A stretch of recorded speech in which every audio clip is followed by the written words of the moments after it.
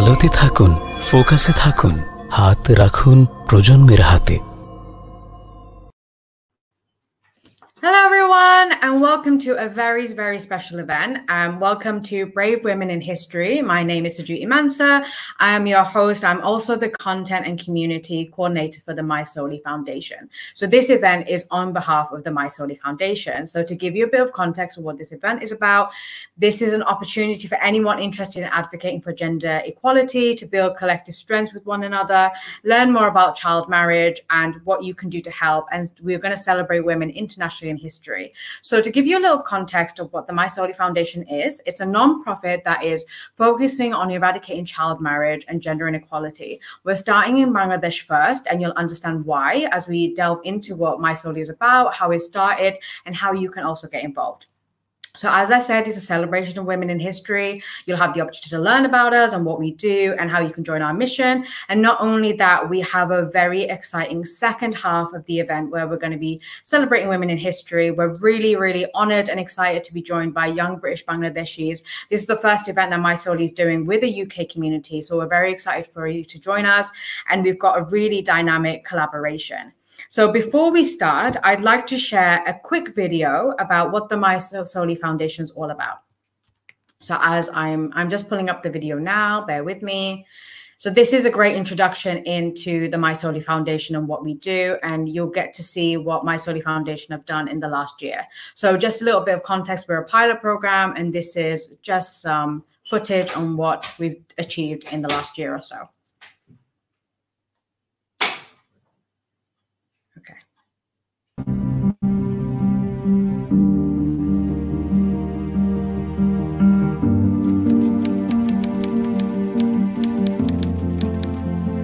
How society and systems can just keep us in place.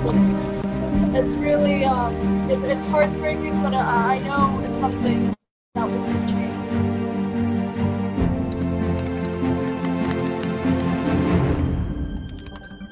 We teach them to build each other up, so when they rise together.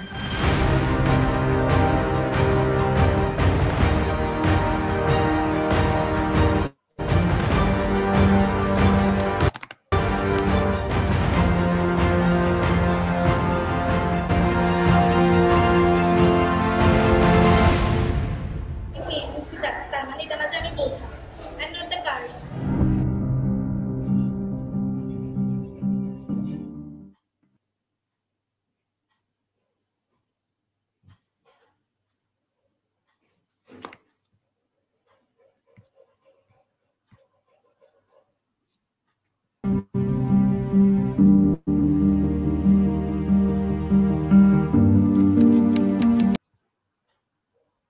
Okay, so hopefully, yeah, it was playing again, so I've taken it out, and thank you for my team for letting me know.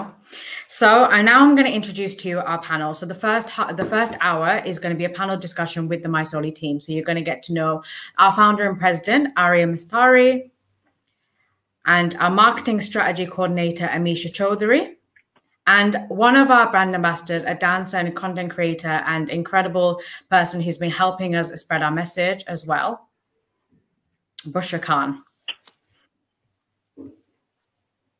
Okay.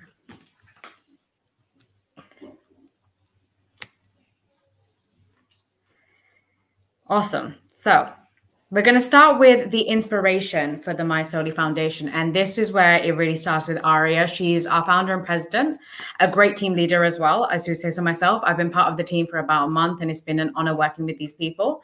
So Arya, our audience, maybe some of us haven't really heard of the My Soli Foundation before. So what was the inspiration behind the My Soli Foundation? Yeah, that's a great question, and thank you, Sujati, for hosting this so well. The inspiration for My Soli Foundation was actually my mom. So my mom was brought in from Bangladesh at the age of 15 through an arranged child marriage. She was brought straight into New York City, into the melting pot where a lot of immigrants come, and so the inspiration really was that my mom wasn't in the best of marriages. That's not to say that every arranged marriage that comes from Bangladesh is bad or doesn't work out, but my mom's specific child marriage didn't work out and was actually really, really terrible on her, and really quite emotionally abusive, especially in a lot of ways. So what was happening was my mom, from a very young age, was taking care of us, my sister and I, being a single mom, going into the city and making sure that she has, she's the one who's, wearing the pants, so to speak, and she's the one that's, making money and making sure that, my sister and I have enough, have a roof over our heads and things like that, and food on the table. She's been independent from the start, and that was a really great, thing for my sister and I to see. I mean, we grew up with just such an incredible, strong female role model. And as she was going, she spent like 15 or 16 years in this horrible marriage, and her tipping point to get out of that marriage was when my dad offered me up to get married as well. So this happened when I was about 12, so not even a teenager yet. And mind you, I'm born and raised in Brooklyn, so it's not like my peers around me. This isn't something that they've heard. This isn't normal at all in the society or the neighborhood that I've grown up in. And I just laughed at the idea of that even happening. But for my mom, that was the end, and that was the tipping point for her to be like, you've done whatever you could to me. When it comes to my daughter, this is the end. So that's honestly, where the inspiration arose. I mean, she just really took any sort of resources that were provided to her. She really survived. She taught us how to survive. Even I had to survive on my own. I was taking care of my little sister at such a young age, and I was able to survive with the resources that were given to me, and my mom was able to survive with the resources that were given to her. So we thought, if that's all it takes, then why can't that be transferred to young girls in Bangladesh, right? So that's kind of just the inspiration in a nutshell. And it's quite unique, I would say, for me. Like it's quite unique to have Western, what's the word?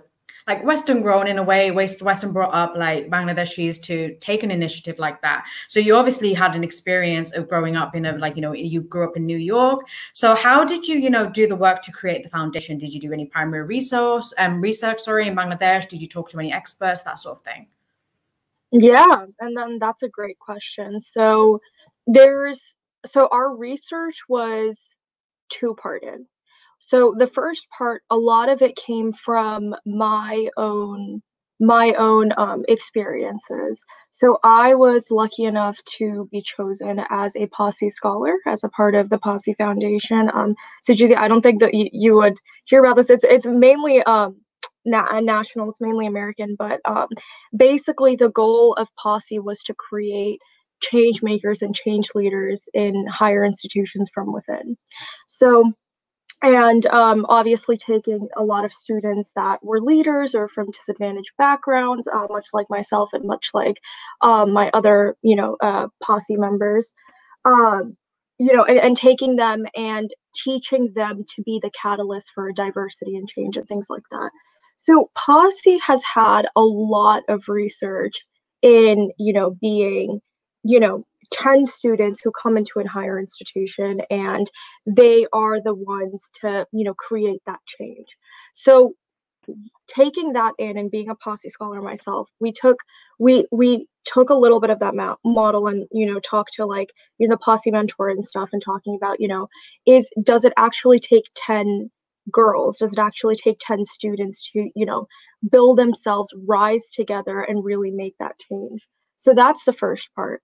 And the second part was actually going on the ground and talking to families, to teachers, to parents, and religious leaders even. Like, so what I had done was through about 3 years ago almost. Wow, that's crazy. But about almost 3 years ago, I had gone to Bangladesh, and I had gone on the ground. This is well before, you know, my Soli was anything.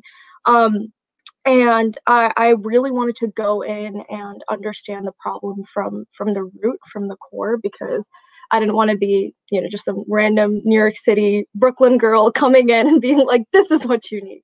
So I had gone in there, and I just came in there with an open mind. I was like, I know you're all sending your daughters to school, and I know you're supporting your daughters. You're actually very serious about school. So why are you sending them off to marriage at 15? Like, what's the reason? And I was talking to just, like, you know, a bunch of these people, asking them the same questions. And in this research trip, they were just like, we don't want to send our daughters off to marriage. We don't want to just like put them off. It's because they have no other option. Like, there's no jobs for them. There's no opportunities for them. There's nothing for them. So this is the only way we can secure her future, make sure she's not in a worse position. This is the best she's got. And that's where it really struck me, and it really, you know, changed. And the worst part is there's a huge disparity within classes as well. So if you're a lot more wealthy in the country, you actually do have a chance. So then that's what really tells you that maybe a lot of the problem in Bangladesh isn't really the mentality as much as it is finances, right? So like maybe they are really just trying to, you know, if they had the option, keep their, you know, daughters in school, keep their girls in school. And if they don't have the financial capability, then they marry their daughters off. And that's where it really struck me. So we were thinking, okay, so clearly what's happening here, in their words, and in the daughters' words, and in the girls that we were, and I was talking to the girls as well, and in the girls' words, like you guys just saw in the promo video, she was saying that I'm not a burden. I'm not, you know, I shouldn't be a burden. I'm not a curse. So what we're really changing with, you know, our curriculum and our kind of model that I was talking about, you know, that was inspired by Posse, with like, you know, 10 girls per kind of grade that we pick for each school, kind of being the catalyst of change, is also, I guess this is the third part, is through our curriculum. So what we teach then with our curriculum is, you know, how entrepreneurship, financial literacy, and leadership and confidence. So a really, really holistic approach in trying to relieve these girls of their burden. And a lot of this I wouldn't have ever, you know, found out without these research trips. And we're going to be, for our audience, we're going to be going much deeper into our curriculum. But thank you to Aria for actually opening up that. So you kind of answered the next question I was going to ask you, which was, did anything really surprise you about child marriage and gender inequality when you were doing the groundwork over there? Or was it really like understanding that it, like, families weren't coming from a very like oppressive and patriarchal? Because I think the Western view, especially when I've done a lot of research in this, as you know, initially a lot of Western scholars believe that it's very much like, well, you know, you're good for nothing apart from child marriage or getting married, when really there's a lot of families where they're just backed them into a corner and they can't really do anything else except their only option they can think of is marriage. So did anything apart from the families, like the attitude within the families, surprise you? Did anything else surprise you when you were doing the groundwork over there? Yes. So one thing that I didn't mention, on top of obviously parents thinking, you know, that their daughters are, you know, are very well equipped to stay in school, but that they just don't have any other option, is this idea that it's actually this was surprising and maybe a little bit of a con, that they believe that, you know, sometimes girls are inherently lazy. So this was a very big shift when I was in my research trip, and definitely not something that I talk about often, but something that is a reality in some mindsets, that, you know, women or girls are inherently lazy, and they wouldn't want to work anyway, and they wouldn't want to stay in school anyway. Like, this was the best option for them, because they just, you know, even if they were in school, they just cop out. And that's just such a, obviously it's backwards, but it's really showing that, you know, sometimes it's really deep within a mentality to think that, because there are a lot of great female leaders in the country. There's a lot of great female like role models in the country. I mean, our regional director being one of them, and I'm sure we'll get into her later, but yeah, so it's really that's probably, yeah, it is a small population. I think most of the people that I've talked to, most of the people that even are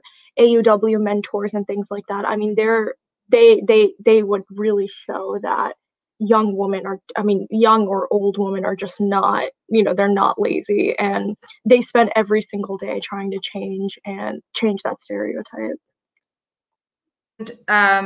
Obviously, as we've already mentioned, I already mentioned in a passing comment, was the fact that, so for all those who don't know, that My Soli Foundation is a pilot program. It was launched last year, I believe, but it's a pilot program. So Focus TV will be putting in links where you can support us, donate, or even like share our campaigns. I'll be talking about our She Can campaign later on. But as a pilot program, Aria, you know, what's been the biggest accomplishment in your eyes and challenges for My Soli? The biggest, I guess I could answer 2 in 1. The biggest challenge for My Soli that we saw when we had first started the pilot program was when so what I had done when we had started the pilot program was bi-weekly calls with each of our mentors. So we have 20 mentors. They all went to Asian University for Women, which is a phenomenal university, one of the top, you know, female universities in Asia. And so basically, when we had trained them and spoke to them, and we were like, okay, these are the you know, problems that you may come across. This is how to be a good mentor. I mean, we really trained them on, you know, how to truly be support systems, you know, for these girls. And in the biweekly calls, when I had come back to the States, and in the biweekly calls that, you know, I was having with them, and I'd be like, hey, like, how are your girls? How are they doing? Because each mentor gets paired up with 10 girls. So I was like, how are they doing? And she'd be like, oh, yeah, you know, they're good. They're kind of warming up to me. That would be like, you know, the first couple of weeks. By the third week, when, you know, these girls were like, you know, or warming up to their mentors, by the third week, one of the mentors had come to me and you know, on the phone while I was just chatting and, you know, understanding, you know, where they're at with the program, how much they've gotten through with the curriculum and things like that. And she was like, yeah, one of my girls is, you know, their parents are still trying to get them married. And I was like, what? I was like, that doesn't make sense. I mean, like, their headmaster and, like, you know, they would have already known if their daughter is in this program, you know, theoretically from the principal or the headmaster, that, you know, this is a program to literally prevent child marriage and to give them like the skills and things to not be in child marriage. And it was so interesting. So I was like, okay, maybe it's just, you know, maybe it's just the one girl. We'll get the headmaster, talk to them again. Maybe Nipa will call them. We'll figure it out. And then by the third week, it was happening with 3 or 4 or 5 of the mentors. I was like, if this is coming from, you know, like a couple of the mentors, and those are just the girls that are speaking up, this is a real issue. So we need to like get something on right away. And I had called Nipa immediately, who's our regional director, and I was like, okay, we need to put on a family orientation right now. Like, the families clearly, they don't know what we're offering. They clearly don't understand like how we're breaking the cycle. They don't understand that, you know, their daughters are not available to get married. That's not happening. And that's what Nipa did. And Nipa is just so, like, you know, so amazing. She was like, all right, cool, bet that's what we're doing. And so we had sent her, you know, just like the pamphlet. We had, like, you know, it was just such a, you know, a stressful moment, because we were like, okay, this could happen any day now. We have no idea. We're across the world. We have our on the ground team, obviously, but we need to still send all of the material to make sure. We need to get that translated into Bangla, and we need to get that all the material just to tell the parents that, okay, if you need something to take home, this is the pamphlet, this is the banner, these are the things. And then Nipa had gone into these classrooms with the parents and had said, okay, so this is what we're offering. We're clearly making, well, honestly, because so much of the problem is financial and so much of the problem is economic. She was saying that, listen, your daughters we're making them better investments than your sons. Clearly you don't see your daughter as a good enough of an investment to keep in your household, and you're trying to marry them off because they're too financially expensive for you.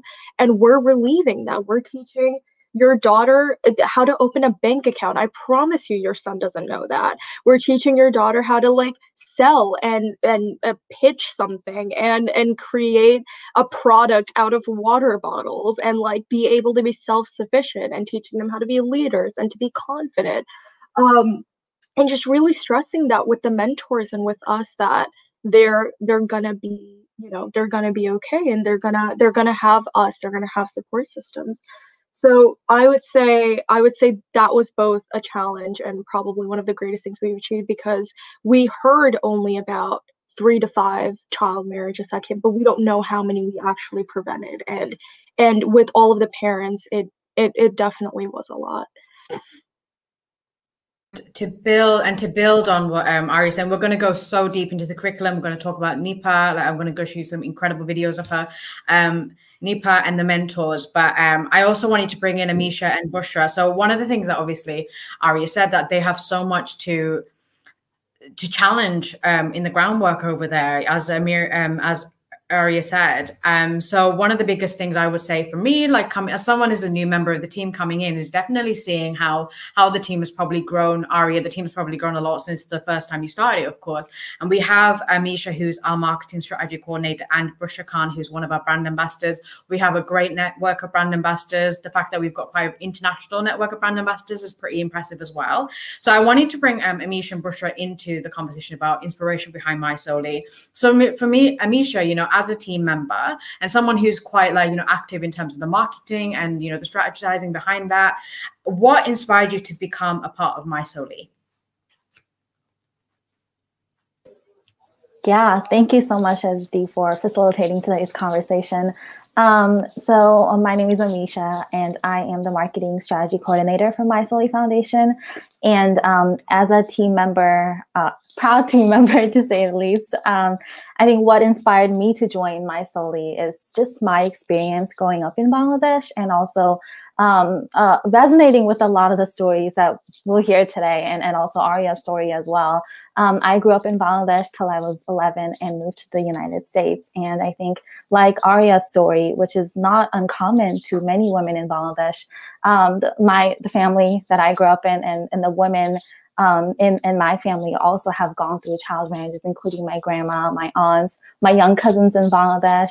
And like growing up there, I saw how like direct impact that has in terms of the cycle of financial dependency, right? The cycle of abuse and trauma. And it comes to a point where I think coming to the US, I saw that as growing up in Bangladesh. I didn't think it was a big deal. I didn't think it was an issue. I didn't think inequality existed in a way, because it was so normalized, like violence against women was just so normalized. But when I came to the United States, and kind of just like looking at my peers and how, women in their family are treated, realize it's not normal, and that it, like the women in our culture really do bear the backs of a lot of issues in our community. So I was frustrated. I was really frustrated. I wanted to do something.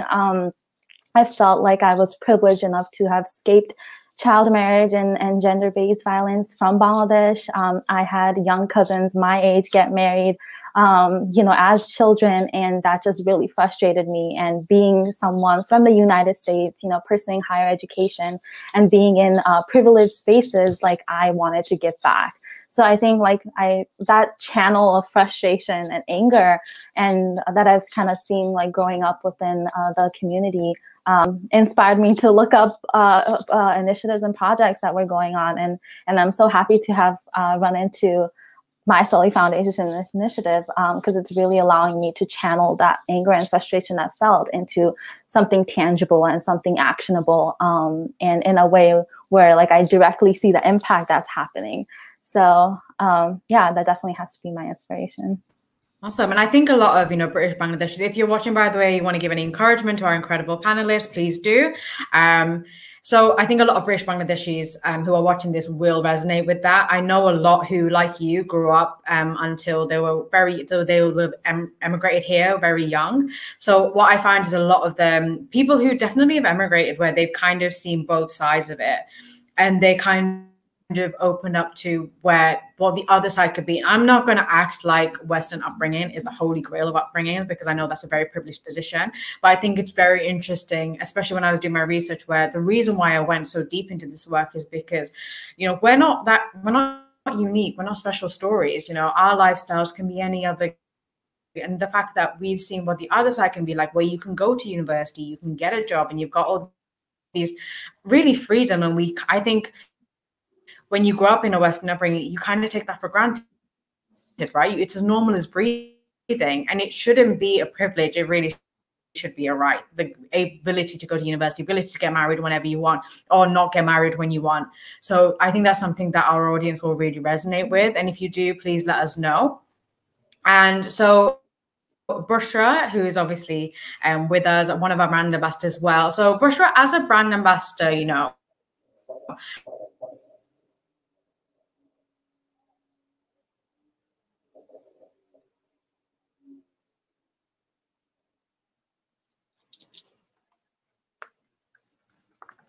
Can everybody hear Bushra?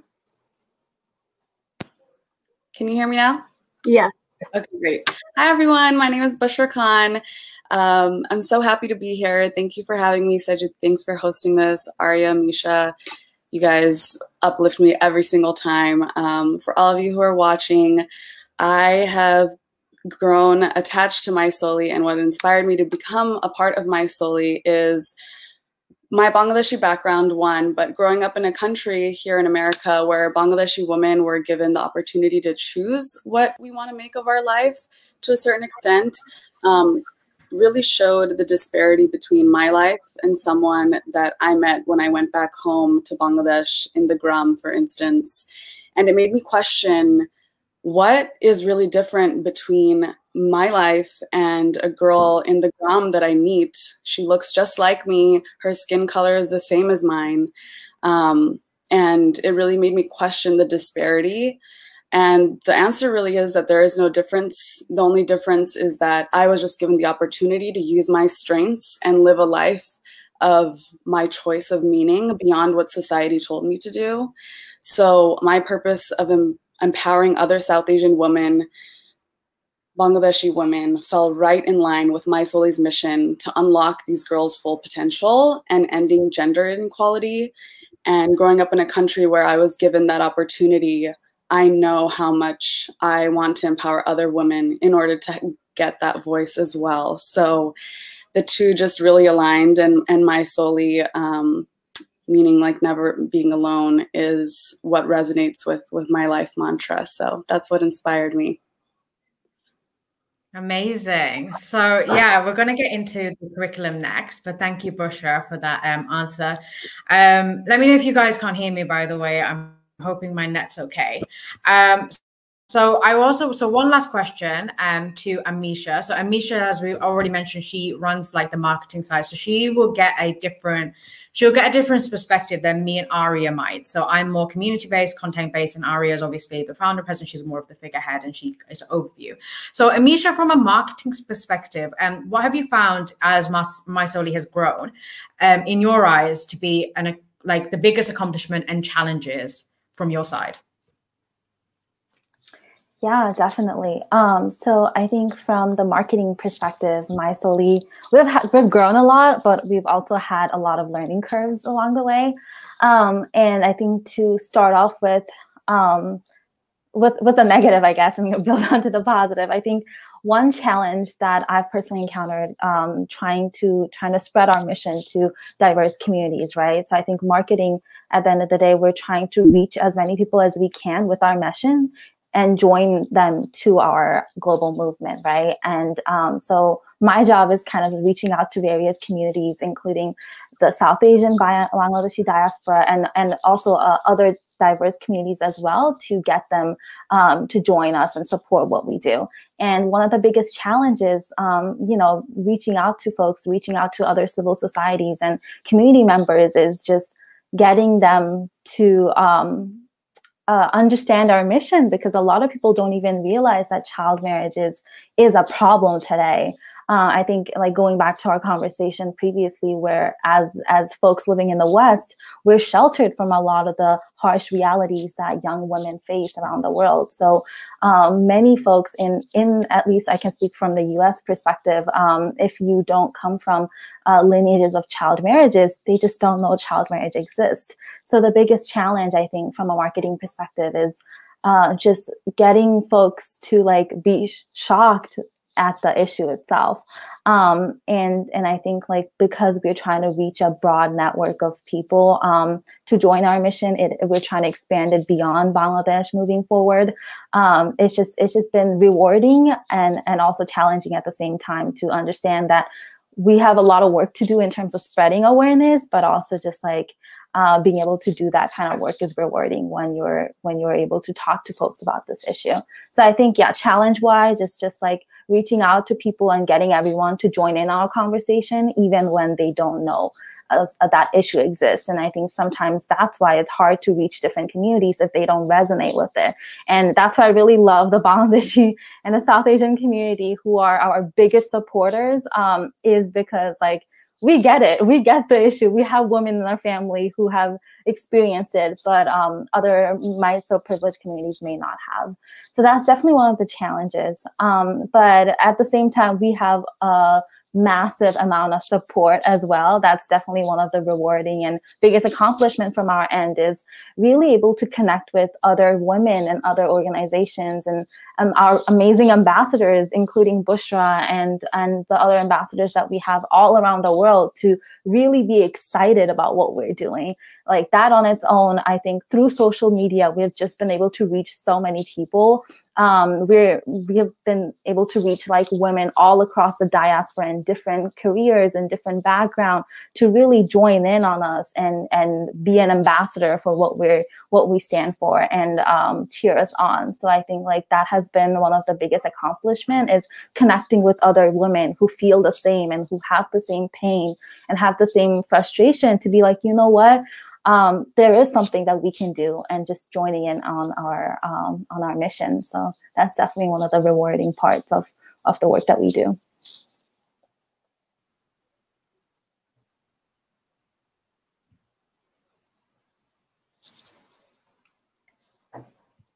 Yeah, and you mentioned something that's quite critical, is that if you don't come from a lineage of child marriage, you probably don't know about it. So for me, I've been very fortunate that I don't come from a lineage of child marriage as far as I can remember. I think the most like recent child marriage that I can think of in my family is my great-great-grandmother, and that was when she was 15. So when you think of the historical context, that's actually quite progressive for the time whenever she got married. But that being said, like, you know, I knew child marriage existed. I didn't know how bad it was. And it was really from doing research for the last 3 years and being part of the team where I was like, wow, like, this is a huge epidemic. And we're starting with, obviously, Bangladesh because it makes sense. Because ARI is obviously like, it's great. We need like an origin country to work from, but it's really a problem that's all across the world, which is why it's really great that My Soli takes such a holistic approach with the curriculum, which is what we're going to go into next. So for Aria, for our audience, you know, you've already kind of touched on it, but could you please explain why My Soli has focused on education as the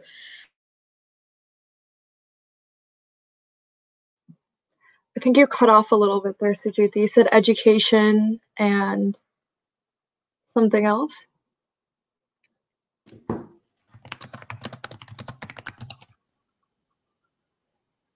So I'll just continue. So yeah, so okay, no worries, you got it. So by Soli, yes, we focus on education, but also a big part of the way that we do our education is mentorship and cohort times. So education for us isn't just, like teaching them English, or teaching them, just things that, although would be really great skills to have, much like, what they're already learning in their school system. What we do is, like we've said many times, a very holistic approach to teaching them things. So in our education, we have a 3-part curriculum, and like we said, field experiences and mentorship. So 3-part curriculum, like I mentioned before, includes entrepreneurship, financial literacy, and leadership and confidence. So a huge part of what we teach them in terms of entrepreneurship is like the basics, as like pitching and selling, and and how to create something that would impact your overall community. So it's not just to make something. It's never just to like make something, like create a product or service that would just make money or make a profit. It is always something that will, in some way, shape, or form, help the people around you, help the people around your community, help uplift more people like you, help uplift your community, help uplift your society in some way. And that's a really big part of what we teach them when we teach them, when you create something to sell, when you create something to, even if it is to be financially sufficient, to make sure that your system's thinking, to make sure that you're thinking about how many other people does it impact? Is it hurting anybody? Is it sustainable even? So it's a really big part of what we teach them. Another huge part is leadership and confidence. So, I mean, I know all of our South Asian folks, especially that are watching this, that colorism is a really big issue in Bangladesh, and colorism is a really big issue in Southeast Asia. And what you'd see, and a big part of what I saw every time I went to Bangladesh, is there won't be infrastructure. There won't be a full building. There will be, huts or no proper roofs, but there will be a giant billboard of Fair and Lovely. Like that's insane to me. That, like, it could be one of the most underdeveloped areas, but there will always be posters or huge billboards of Fair and Lovely. And that makes a really big impact on how these girls see themselves, right? I mean, even I growing up, even I was told I was too dark, and I was born and raised in the States, and I didn't even see Fair and Lovely billboards. Most of my community won't even know what Fair and Lovely is. I mean, but for these girls, a big part of what we teach them is where colorism could come from, where they're why aren't they confident, really deconstructing that and really finding the root of why aren't they confident. Where did a company like Fair and Lovely, how are they even making the millions of dollars that they're making? It's because of previous colonization. It's because they were taught that white is beauty, thinness is beauty, that Eurocentric features is beauty. And we talk about that and we deconstruct that. And yes, it is a very heavy conversation, but we think it's very important for them to understand that, how beauty is a really big part of being confident. And a really big part of what we do, a field experience, for example, that's related, to the education that we teach them, is they all get together after, and they paint after they've learned everything, they paint how they see themselves, and they paint what their idea of beauty is. So after they've learned everything, they all get together and they do that exercise together, they do that activity together, and it really is, meant to be a bonding moment. It really is meant to, make them understand that beauty is within themselves, and however they are just at that moment, they are beautiful. And for leadership, we teach a lot of, how do you challenge the society that you're a part of? How do you challenge those social norms? How do you challenge authority safely and respectfully? How do you make sure that, if there's any sort of injustice happening to you, how do you help? Right. So that's a really big part. And this isn't education that they're getting anywhere else. And we're very excited to teach them these things. And like I said a little bit before, the last huge part is financial literacy. So teaching them from things like microfinance to like how to open their bank account, and really just making sure that they are learning things their brothers definitely are not, that they are seen as just just as great, great to keep around as the sons, as their brothers. And all of this gets tied in with their mentors. So what we spoke about, how AUW mentors come in and they teach them, they talk to their mentors about, they're meant to talk to their mentors about everything, from things like climate change to really harsh topics like even human rights, trafficking, from things like periods, sexual rights, and things like that, like things that they maybe couldn't have a safe space to talk about before. They learn these things from their mentors. They know how to be safe with their mentors, in every way, shape, or form. So a very holistic approach.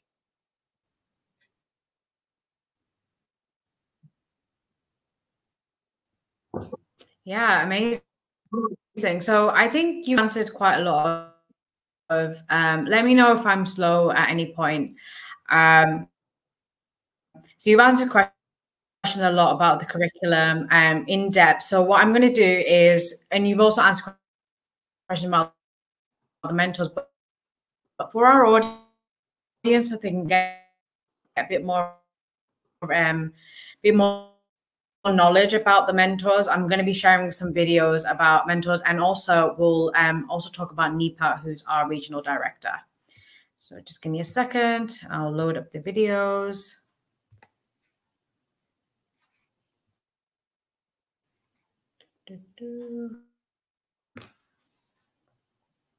So the first video I'm going to play is of our mentors, as Ari has mentioned quite often. And just let it load up.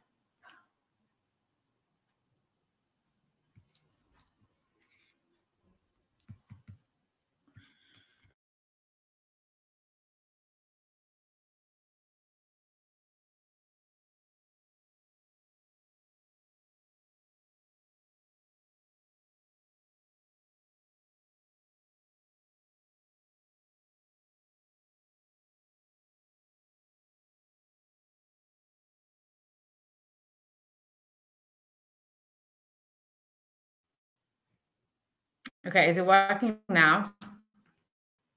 Can you guys hear me? Yes, we can hear you. Awesome. Okay. Let's do this. Let's hopefully it'll work.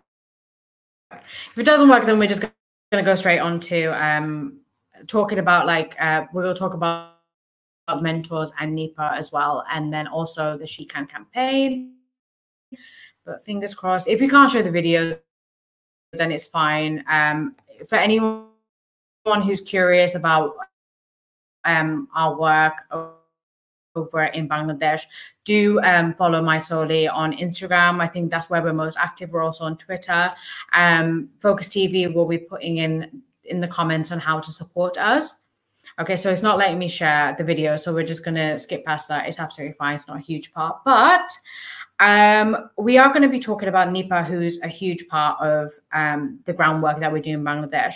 So Arya, again, for our audience, can you tell our audience what role that Nipa plays? You've kind of gone into it in terms of being a regional director, and how important it is that we have people over there helping us in our mission to empower girls in school.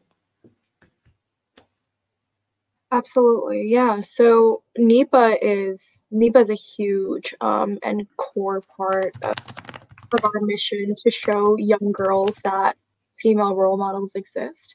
So I'll talk about what the inception of Nipa was. So yeah, I think there's a little bit of feedback, maybe from, yeah. So, all right, awesome. So what was I saying? Yeah, so the inception of Nipa is, when I was looking for a regional director, this is well before, we had an amazing brand ambassador network like Busher's a part of, or, Amisha being such a huge part of, the My Soul mission. This is this is much before even our program even started. And at that point, we were looking for somebody on the ground who would really understand the problem and would show the girls that they would be an essential part of showing young girls that female role models exist. And while I was looking for somebody like Nipa, there was every single person, like, family members included, and everybody else that were telling me that the job role that you're looking for, a regional director who's going to be going to schools, who's going to be talking to headmasters and girls, they just won't be someone who's like that. There won't be somebody who is able to do all of these job roles that you're saying. So after that, I was just making sure that there was no way that we were showing these girls that they can be whoever they wanted to be without someone representing that. And thankfully, we heard about somebody who was going around rural villages and teaching young girls about, how to have safe periods and, menstrual campaigns throughout villages, throughout towns. And Nipa was that person. Nipa was the person who was just, had a lot of social work under her belt, was a part of multiple different, grassroots organizations throughout Chittagong, throughout the areas that we're working in. She's just had incredible experience, and we were like, this is the one, like, this is the person that we need in our group. Sujuti, I think you're still unmuted. I think we can hear you type.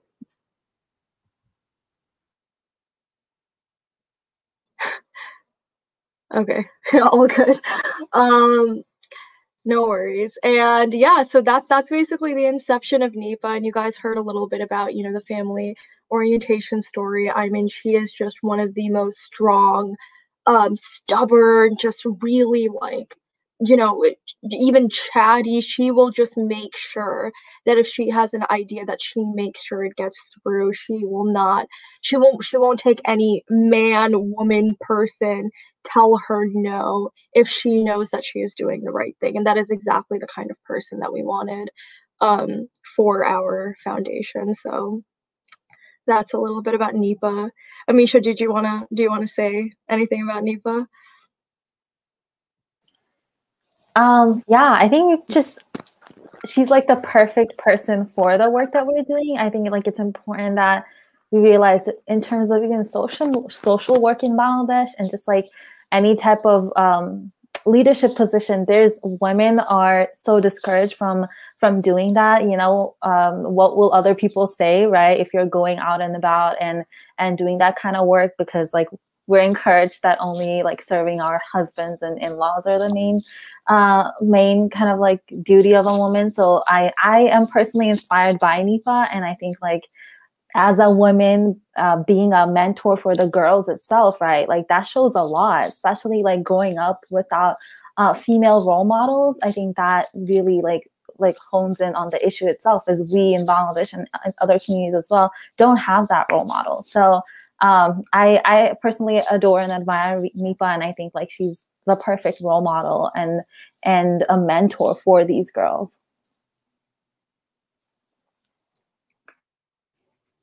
Yeah, I completely agree.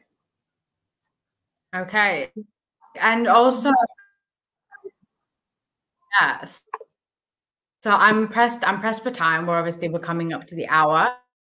So we're going to be building on how our audience can help grow My Souli. So Amisha, how can the audience watching help grow My Souli, as in, and join our mission, if it's through social media?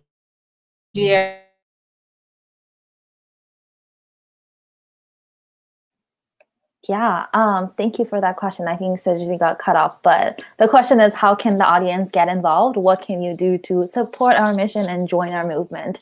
So I believe there should be a comment pinned down on the live stream to access all the links and all the ways you can get involved. But I'm going to briefly go over some opportunities that we have available. So the first thing is the main and the best way to get involved is to donate to our cause. We are a pilot program, as mentioned earlier in this talk. It's our first time kind of doing the work that we're doing, and as a pilot program, there's a lot more structured and a lot more expansion that we're planning on doing.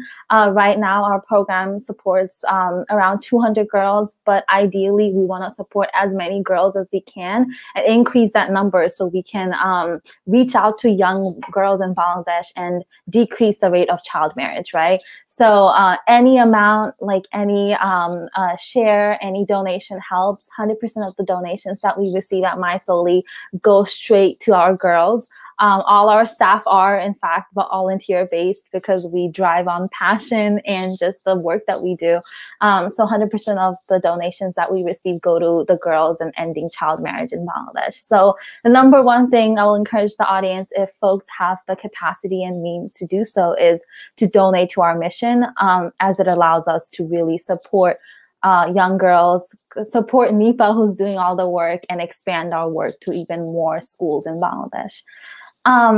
And in addition to that, because donation might not be feasible for a lot of people, but we do want as many people joining our mission as possible. And the amazing thing that we've been able to do this year through our marketing team is really utilize social media to spread our word. Social media has been like an amazing tool that connected us to ambassadors like Bushra and so many other folks that have millions of followings. So I think it's, if folks have the capacity to donate, it's great. If not, then just like sharing our mission on social media. The link should be in the chat. We're in Facebook, Twitter, and Instagram. So should be sharing our posts, engaging with our materials really allows us to reach out to more people. So following our social media is definitely another way to get involved as we do market opportunities and upcoming events that are coming up. Another thing that we're starting up for folks who want to get involved with MySoli is creating systems for volunteering. And that is something that we're starting up new. And that's to literally encourage anyone and everyone, no matter who you are, where you are, what your age is. If you care about gender equality and you want to support our work, we want you involved with us. So the volunteering opportunity will be opening up soon. There should be a link in the chat for folks to sign up for our newsletter, sign up for upcoming events. Once we gather that data, we'll definitely reach out to you with future opportunities and future ways to get involved. Just like today's community event, we will also be having future community events for people to get involved and join in the conversation. So volunteering would definitely be another way if people are looking into getting to help our program. Within the volunteering form, you'll also see different areas where you can help. You can host fundraisers for us with your local community if that's something that interests you. If you have a small business and you want to collaborate with us, we are always looking for collaboration partners. So any network connection or initiative that you want to do, definitely reach out to us as we are looking to expand and looking to collaborate all the time. And lastly, another thing that we have coming up, or we have already launched, is our very first tote bag and very first MySoli merchandise for folks to buy. The link should be in the chat. It is a beautiful tote bag with images of 9 different diverse women that really hone in on what it means to escape child marriage. Is like she can be all these things, all the women represented in the tote bag, if she wasn't married off young. So if you need some sort of incentive to kind of like support our mission, I would say the tote bag is a great way to support what we do while also getting an amazing bag. So all the links should be in the chat. If people want to get involved, definitely reach out to us. If something that we mentioned wasn't what you were thinking of in terms of getting involved, just reach out to us. We're more than happy to see what are some ways we can talk about areas of collaboration. But yeah, the link should be in the chat, and hopefully folks can access it. Yeah. And you, yeah. Awesome. Sorry, I cut over you then. Marisha actually mentioned something that I'm going to be building on next, which is our She Can campaign. So you've already kind of spoken about it, but this question's for Bushra. Before we move on to our culture event, I just want to say thank you to Sanjita. She's actually going to be our first participant in the cultural event, and she's waiting patiently for us. But Bushra, as a dancer and a content creator with quite a big platform, why do you think the She Can campaign is so important? And you've already answered why, like, you decided to join My Solely as a brand ambassador, but why do you believe in the She Can campaign? Bushra, I think you're muted. Is that just me? Sorry about that. Okay. Thank you for the question, Sajiti. To kind of take it a step further, it started with Why My Solely, and to take it a step further into Women's History Month and empowering women and our She Can campaign. I'll start at the beginning. I've worked a corporate job my entire adult life and pursued dance on the side. Recently, I've left my corporate job to potentially build my brand through dance and content creation. It's still a work in progress, but I'm able to choose to dance in my life solely because of the opportunity I've been given to make my own choice. And my brand is Be Confident. Yes, a play on my name, but also a mantra that I live by. And we've been talking about building confidence and how My Solely is doing that to girls in Bangladesh. And living confidently is a strength that I always try and practice, and something that I always want to instill in others. And the She Can campaign is more than just six letters. These words evoke a revolution that needs to continue to push forward in our community so that we can give these girls the voice that they deserve. Because if I have all these talents that I can harness, which I believe comes from my culture of being Bangladeshi, then that just means there's so much untapped potential in these girls. And that means that she can also dance, she can work, she can live the life that she deserves if she's just given those resources. And that's really what this campaign is all about. To me, to My Solely, is reminding ourselves that she can do what she seeks out to do. And My Solely is helping give these girls the resources in order to find their voice. And these donations don't just go to the foundation for nothing. They go to give them education, resources, and all these things. And that's She Can in a nutshell. The GoFundMe donation is for the She Can campaign is in a link that we have. You can go to shecan.mysolely.foundation, and this will directly send you to the She Can GoFundMe, and you can donate there to continue our cause, to continue empowering our girls, to give them their voice. Yeah, and also I'm currently showing from my phone, so right now, so I'm unable to show the video, but Aria has kindly said that she will share the She Can video. So Aria, when you're ready, share the video, and it's really inspiring. Please do get involved if you feel inspired by this video. Can everyone see it, or? Not yet. Not yet.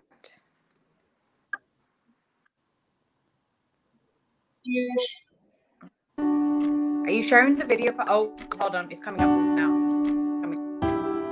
They tell her child marriage is her. There we go.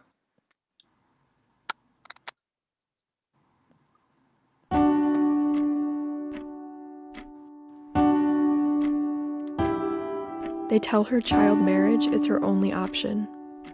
They don't believe she can be successful. But she can.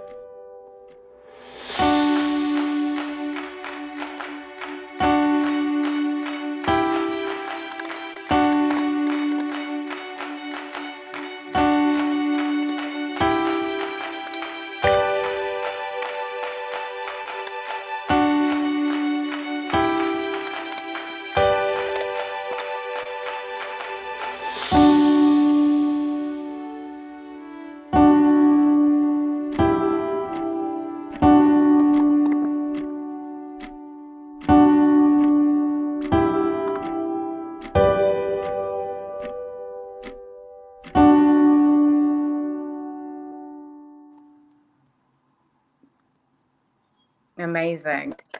That video gets to me every time. So if you do want to get involved in our She Can campaign, you can either A, buy yourself a tote bag. It's a really cute tote bag. I'm going to get it, definitely. I love a tote bag. But also do your social media and just do what they were doing in the videos. I think on Bushra, her Instagram is b.han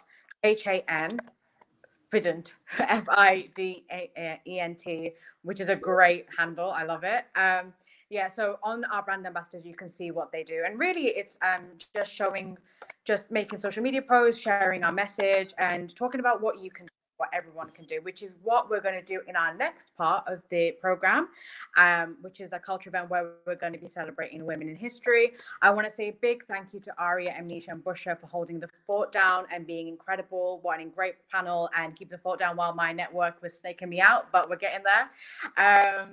But yeah, thank you to all of you. We're going to be moving on to the cultural part now, as Shandeep has been waiting patiently. We're hitting 8 o'clock. So this is the part where we're going to have cultural guests. So they're going to be British Bangladeshis in a range of ages, range of personalities as well, range of skills, talents as well.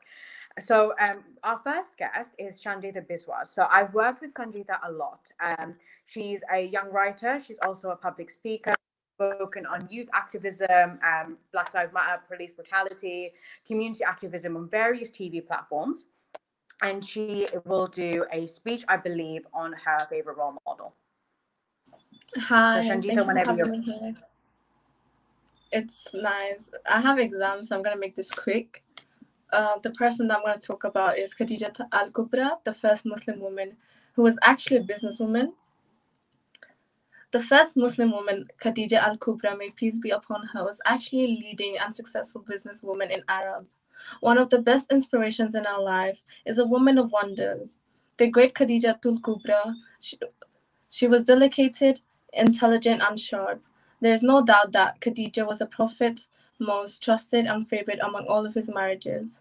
Khadija was a successful and esteemed businesswoman. Khadija was born to a father who was a successful merchant in the Quraysh tribe of Mecca. She inherited her father's skills in a time in history where society was male-dominated and dangerous. Upon her father's death, she took over the business, which was literally a hard time for her to take this responsibility and trade goods through the primary commerce center of that time, from Mecca to Syria and to Yemen. She hired the most trustworthy of men of character to brave the dangerous trade routes. Her business was larger than all of the Quraysh trades combined, and the most acclaimed with the reputation of fair dealing and high-quality goods. She had a keen eye and was highly intuitive, earning the Monkayas, Amirat Quraysh, Princess of Quraysh, and Al-Tahira, the Pure One. Due to her stellar reputation, no doubt she was a woman of capabilities and power in herself. Khadija knew what she was doing business-wise, never compromising her modesty or integrity to succeed in a male-dominated trades. According to the World publication, Khadija was born in Mecca in the year 556 CE. Her mother's name was Fatima bint Zaid, and her father's name was Khuwailid bint Asad. He was a very popular leader among the tribe of the Quraysh and a very prosperous businessman who died while fighting in the famous Battle of Fujar. Khadija thus grew up in a lap of luxury. All her attention was devoted to the building up the business she inherited from her father. Her astuteness and business ability made her business one of the most widespread businesses among the Quraysh. Her policy was to employ hardworking, trusted, honest, and distinguished managers to deal on her behalf, as a lot of depended on the integrity of the employees who traveled far and wide on her behalf. She exported her goods to faraway markets like Syria, and her managers bought goods from those markets to be sold at home. Khadija had heard of the integrity, honesty, and principled behavior of the Prophet, peace and blessings be upon him, and sent a job offer to him to head her trading caravans. He gladly accepted the offer and started working for her. Khadija sent him on a business trip. Her old and trusted slave, Maysara, being delighted to accompany and serve him. Maysara was impressed by the Prophet's integrity, strength of character, adherence to principles, his impeccable dealings, and his business abilities. On the way back from Syria, the Prophet, peace and blessings be upon him, lay down on a tree lay under a tree to rest for a while. Nestor, a Jewish monk noted for his knowledge of religion and for his insight, saw him and asked Maysara who he was. Maysara told him all about the Prophet and his reputation for honesty and intelligence. Nestor then told him that this man would be elevated to prophethood in the future, as no man has ever rested under that particular tree but prophets. Tradition has it that Maysara also saw two angels bearing a cloud over the Prophet's head to protect him from the glare and heat of the sun. When he returned home, Maysara reported to Khadija all that had taken place in that trip to Syria. She was deeply moved and impressed and started thinking of proposing marriage to Muhammad. But how could she express her thoughts to him? She already rejected several proposals of marriage from men belonging to some of the most noblest families of the Quraysh. How would her tribe react? What would her family say? And what was more, would her proposal be accepted to this young yet unmarried man of the tribe of Quraysh? As she pondered over these questions and debated within herself, one night she dreamt that the shining star had descended from the heavens into her courtyard, radiating her home. She woke up and she went to the interpretation of this wonderful dream to her cousin, a blind man noted for his skills in interpreting dreams and for his depth of knowledge, particularly on the Torah and Injil. When he heard her dream, he gave a sincere smile and told her not to worry, as this was a very promising dream. The glorious sun she saw descending into her courtyard indicated that the Prophet, peace and blessings be upon him, whose advent had been predicted in the Torah and the Injil, was to grace her home and she would gain from his presence in her life. After this meeting, she became stronger in her desire to marry Muhammad, peace and blessings be upon him. One of her very close friends, Nafisa, knew her inclination, and she went to Muhammad and requested his permission to ask him a very personal question. When he said he had no objection, she asked why he had not yet got married. He said he did not have the financial resources. Then she asked him if he was willing to marry a beautiful lady from a noble and wealthy family who was inclined towards marriage with him. He asked whom she was referring to. When he learned her identity, he said he was willing, provided that she was willing to marry him. Khadija was overjoyed. Khadija donated all her goods to the needy after marriage with Prophet. Khadija, who has been brought up with luxury in her wealthy father's home, now faced the economic hardships with patience and courage, which was a necessary part of any sage. Khadija's nobility of character and conduct pleased Allah so much that he sent special greetings to her. Khadija was the ideal wife and mother. The Prophet lived in her house, which became a blessed place due to his presence and the fact that Jibril came often to visit him there with Quranic revelations. It became a center of Islam, where the companions, male and female, visited often to partake of the hospitality of Muhammad and his wife. There is no doubt that this great woman of all wonders, Khadija, was a great leader, had high magnitudes of skills and business and homemaking. Khadija left the business to help the poor and people who were in need. By her will, knowledge and support, Khadija al-Kubra proved her as a great companion and loving mother and a great ideal for the women of all times.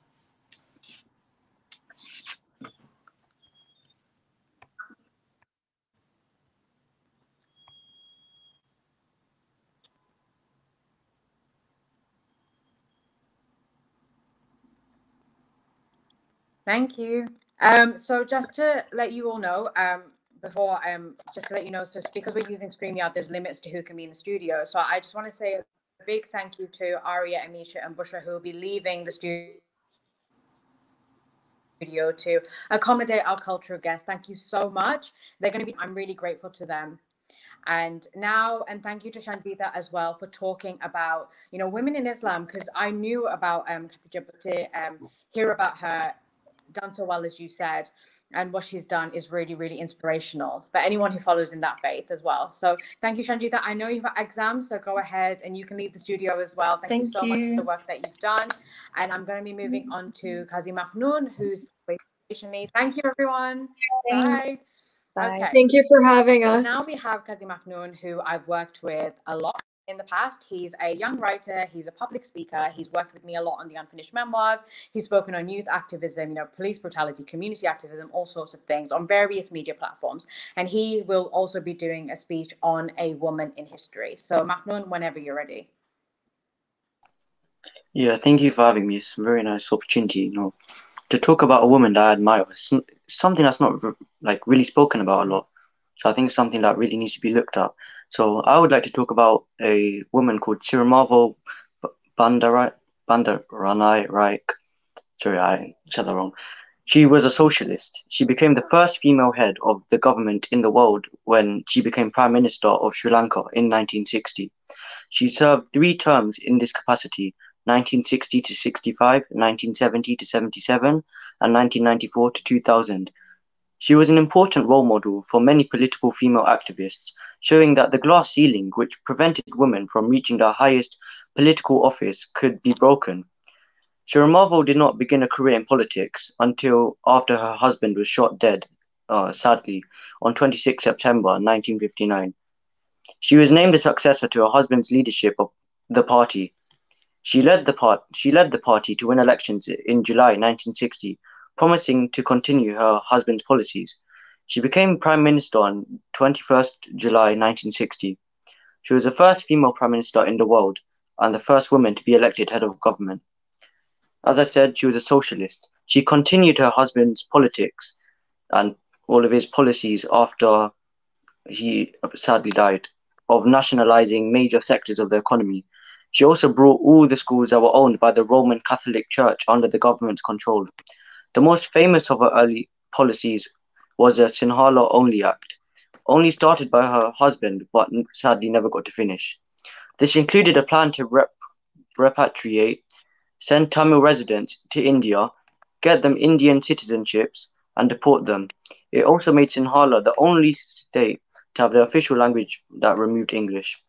This was seen as discriminatory and was the beginning of human rights protests and Tamil military. The government's takeover of foreign businesses, particularly petroleum companies, upset Britain and the United States, who both ended aid to Sri Lanka. As a result, she made a close relationship with China and the Soviet Union. In 1962, Christian officers of the military made an unsuccessful attempt at the coup d'etat. She lost a vote of confidence in 1964, and her party was defeated in the resulting elections in 1965. Before she was replaced, the government signed an agreement with India over the status of about 1 million Tamilis. 600,000 were to be granted Indian citizenship and to be repatriated, and 375,000 were to be granted Sri Lankan citizenship. She became Prime Minister again in the 1970 elections, military aid from India and Pakistan. A new constitution was introduced in 1972. The monarchy was abolished and the Commonwealth realm, known as Ceylon, was replaced by the modern Republic of Sri Lanka. The President of Sri Lanka replaced Queen Elizabeth II as head of state. During her second term, she became more and more intolerant of criticism. She forced critical media outlets to shut down. She also nationalized the country's largest newspaper, Lake House. She was chosen chairman of the non-aligned movement in 1976. Despite success in foreign affairs, she was losing popularity support in Sri Lanka very quickly. Her government was accused of corruption while the economy was quickly declining. Elections were scheduled to be held in 1975, but she used a clause of the new constitution to delay them indefinitely. The elections took place in 1977, and her party was defeated severely. In 1980, she was charged with abusing her power for delaying the elections. She was forced out of her seat in parliament and banned from public office for 7 years, but this did not stop her from moving forwards. She stayed as leader as the SLFP despite losing every general election in the next 10 years. Her party led to coalition, which therefore led them to win the general elections in 1994. Her daughter, Chandrika, became Prime Minister and then was after elected to become President of Sri Lanka in the same year. She became Prime Minister again, but the constitution had changed since her last term. As Prime Minister, She is now subordinate to her daughter, the president. She stayed in office until a few months before her death, but had little real power. She resigned on 10th August 2000, exactly 2 months later, she died. So what I wanted to take from this is, despite being a woman, as obviously she wasn't respected as much as men would have been at the time, even though she was accused and blamed of so many things which were false, that didn't stop her from wanting to go higher and push further. She had a real resilience, which in the end gave her the ability to just raise the standards of what women would have been seen at the time. And because of that, I would say she really moved everything forward for women in the future, for them to be able to have such a high reputation in politics. Yeah, amazing. I think that's a really good point because, so for example, in Bangladesh, because obviously My Soli is a charity and non-profit that's based in Bangladesh, so we have women in politics in Bangladesh. But what I learned from my research is just going off your point. So what I learned in my research was that there are still barriers for women in politics. So from what you've said, what she did, I think there's so many women in politics and history that really have broke the glass ceiling. I just wanted to ask you, if you don't mind, based on what you said, why do you think that, when it comes to like women in politics, there's always maybe just like one woman at a time in a period, if that makes sense? Or do you think that it's okay, we're going to be able to make political climate where multiple women are going to be able to flourish in politics? Oh yeah, of course. I think if we keep on pushing and break these boundaries that people as a society have just made, saying, oh, only men can do this, can do that. I really think that women can and should be able to have those high positions, because it's not just based off of, men are better than this and that. It should be that women can do it as well, because realistically, I don't see what the difference would be between either of the genders. Because I think if we can really continue pushing, with all of these charities and stuff, they're really making a difference. And if we can just continue chipping away at that wall that is blocking women from getting into that high position, I really think that we could have women in high positions in the world and in politics. Yeah, amazing.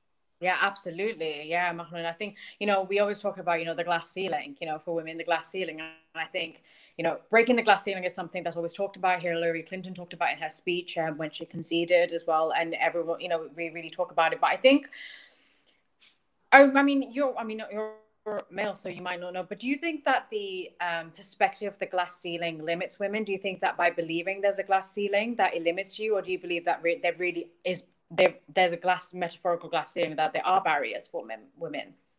Well, I would say from my perspective, there is a glass ceiling just because of how everyone is now. Like nowadays, it's like everyone's saying, "Oh, men are better than women," and I disagree with that, because men are better than women at some things, but also at the same time, women are better than men at some things as well.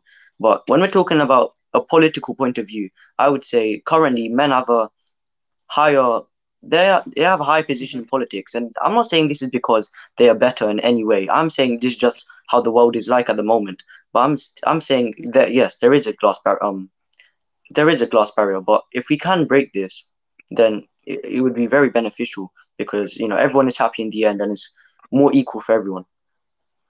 Yeah, absolutely.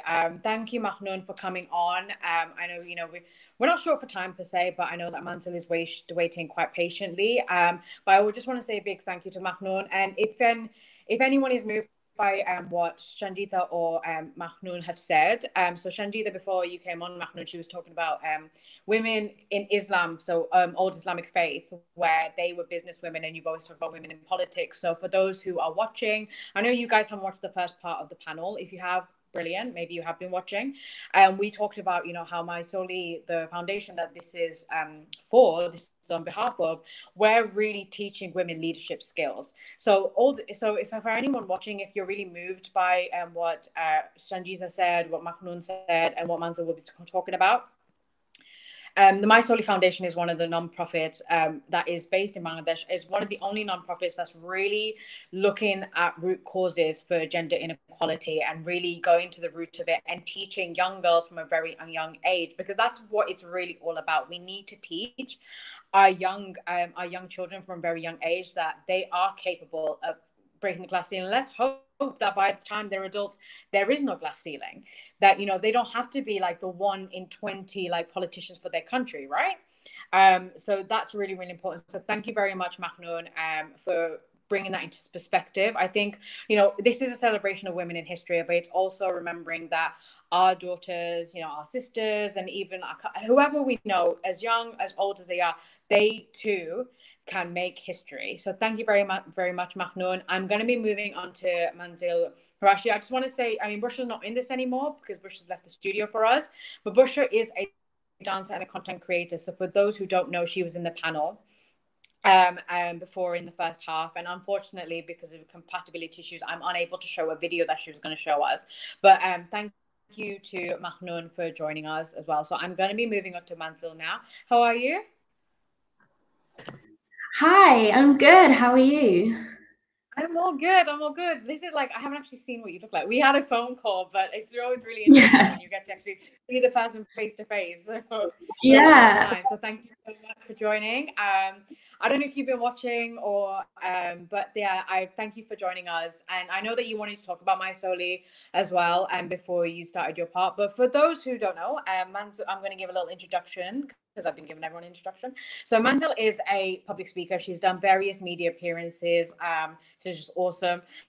We had an incredible conversation when we initially were introduced to one another, and she had incredible insights into women in history, gender equality, and she really aligned with the My Soli message. So I'm going to let Manzil take it away for her contribution to Brave Women in History. Thank you so much, Seduti, for this amazing event. But hi, everyone. I am Manzil Qureshi. No, you're good. You're good. Am I good? Okay, cool. Hi, everyone. I am Manzil Qureshi. I'm currently studying second year law. And I am absolutely honored to be invited to speak at this event. The foundation and what it stands for, what it's raising awareness for, is something that I myself have been extremely passionate about.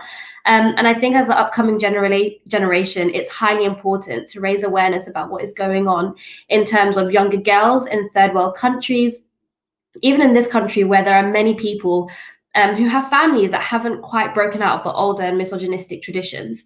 Every day, women are faced with social injustice, whether it is in the workplace, out in public, even with friends and family. There is a level of hierarchy at play, because there are many people who still hold on to the view that women are essentially inferior to men.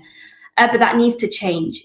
Even in recent weeks, the UK has witnessed an uproar over the case of Sarah Everard, and it's absolutely heartwarming to see both males and females coming together to bring justice to what has happened. But the conversation hasn't even properly started yet, because why is it that women have to protect themselves when in actual reality, the root problem is educating men and boys from a very young age about what is right and wrong. For example, women are human, and that sounds ridiculous to say, but there are so many people who actually come from families that treat women as slaves or something to keep in the kitchen and just at their disposal. So teaching boys, or even portraying and setting an example to boys from a young age about human rights, basic human rights, and how, you know, in the coming generations, equality is an actual thing, and it actually needs to be put in place. So clearly we can see that there are issues, although differing in both first world countries and third world countries. Child marriages are so frequent and actually happen more than we think. So it's actually extremely important to teach others around us, such as peers, colleagues, friends and family, to raise money for charities and foundations such as the My Soli Foundation. Or even if you can't donate, as you know, as previously said, if you just spread the word on social media platforms such as Facebook, Twitter, Instagram, everyone's using TikTok nowadays, it allows people to actually understand what is happening and the reality of it all, especially with the use of social media platforms. They're so powerful, and it's something so potent that we have in our arsenal that we could use to spread the awareness. I myself give to charity, post on Instagram often, get involved with events like this with the pure intention that hopefully one day there will be a world where women are not scared of being women, but are empowered and feel powerful to be women. And on the topic of being empowering and witnessing empowering women, I quickly want to talk about my mother. She actually raised me as a single mother, raised me and my two brothers single-handedly. I'm 19, turning 20, inshallah, next month. But she used to work multiple jobs to make sure we had a roof over our heads and also food on the table. And my drive to work so hard and to get to where I want to be actually stems from witnessing my mum being such an independent woman. My brothers are really old. I mean, they're not really old, but like in comparison to me, like anytime I say to people like, oh, how old is your brother? And I'm like, oh, my eldest brother's 36. They're like, wow. So my mum raised all of us. So ranging from me turning 20 to my brother being 36, absolutely single-handedly. And where I am today, I can 100% just say that, you know what, I witnessed my mum put a drive into what she's doing, and it really motivated me. And I was lucky to have a mum who motivated me to do better. And this made me not only appreciate what I have, but it also made me reflect on what others who are of my ethnic background do not have. This is simple as basic human rights like freedom, education. So it starts with educating young girls like My Soy Foundation want to do. And many girls in countries such as Bangladesh are actually stripped of the privilege to an education. I'm extremely grateful to be able to have an education, and a free one as well, living in the UK. Obviously, as a university student, I wouldn't exactly say it's free. At the end of my degree, I'll be having a hefty 40, 50,000 pound debt, but, you know, leading up to that university degree, you know, we want to empower younger girls internationally so we can all play our part to get education to them, so that they too can have dreams of being a lawyer, an accountant, a doctor, or whatever it is. As a young child, I had dreams of becoming different things. At one point, I wanted to become a policewoman. At one point, I wanted to be a doctor, even a psychologist. And I was able to actually have that dream because I knew that I have the resources in front of me. I know that I'm going to have the education system that we have in the UK. But many of these girls don't have access to resources or hope because many of their families are poor and also uneducated, and therefore, in hopes of getting some money, will marry off their daughters at extremely young ages. And this leads to child pregnancies and unfortunately leading to young girls dying.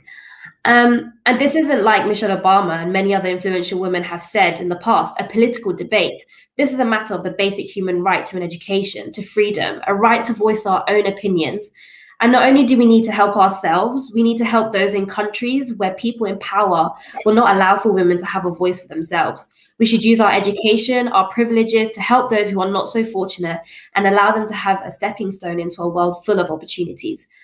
People think of the word activist and immediately think of individuals such as Greta Thunberg and Malala Yousafzai.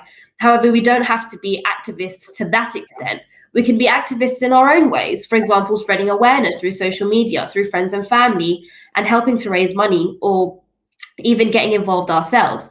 As a university student, I'm given many opportunities to hold charity events on university campuses, obviously pre-COVID, or people could use societies that they're part of to hold events to raise awareness of the issues surrounding our society today. But I really hope I didn't go over time, but I really would like to say a big thank you to Sejuti for hosting such a wonderful event. After our conversation, literally every single day I was delving deeper into what My Soy stand for. A big thank you to My Soy Foundation for the amazing initiative, helping young girls in Bangladesh, investing into their future and essentially into our future generations.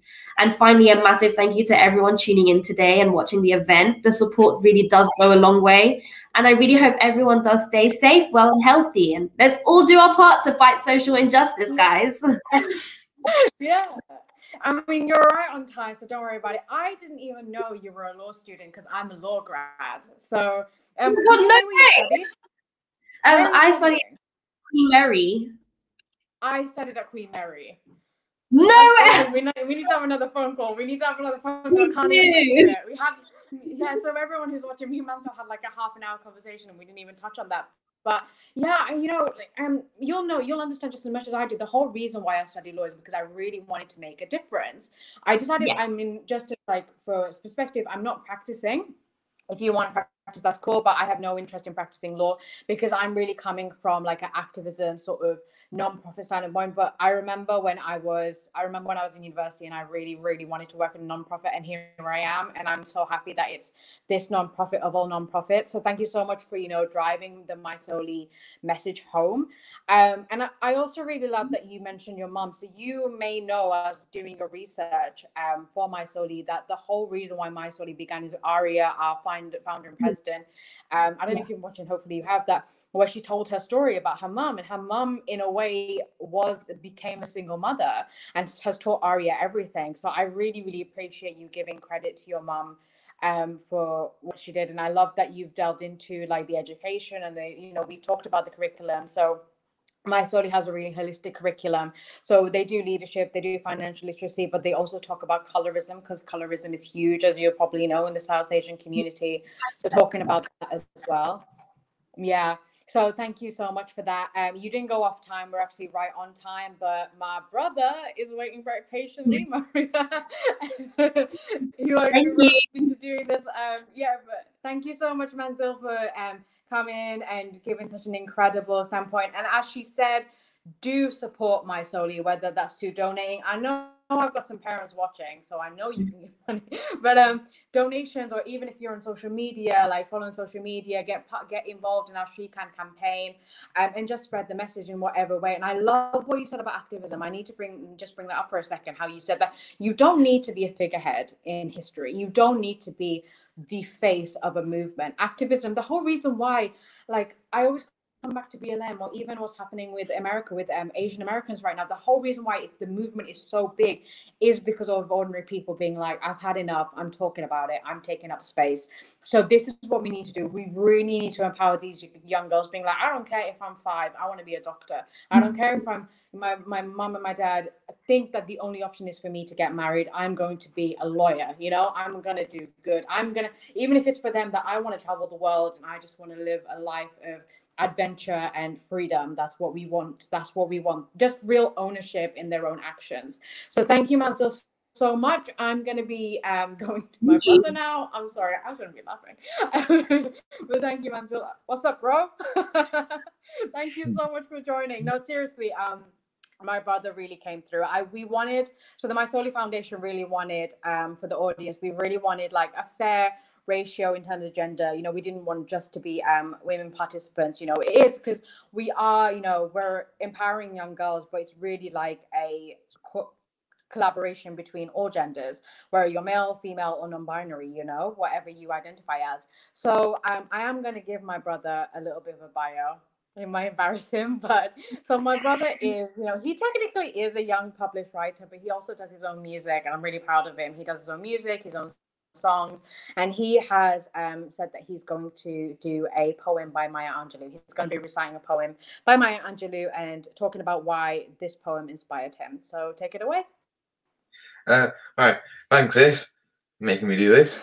A bit of background on Maya Angelou. She was born 4th of April 1928 in St. Louis, Missouri, United States, which is obviously in the south of the United States, an area of contentious racial tension for the longest part of history.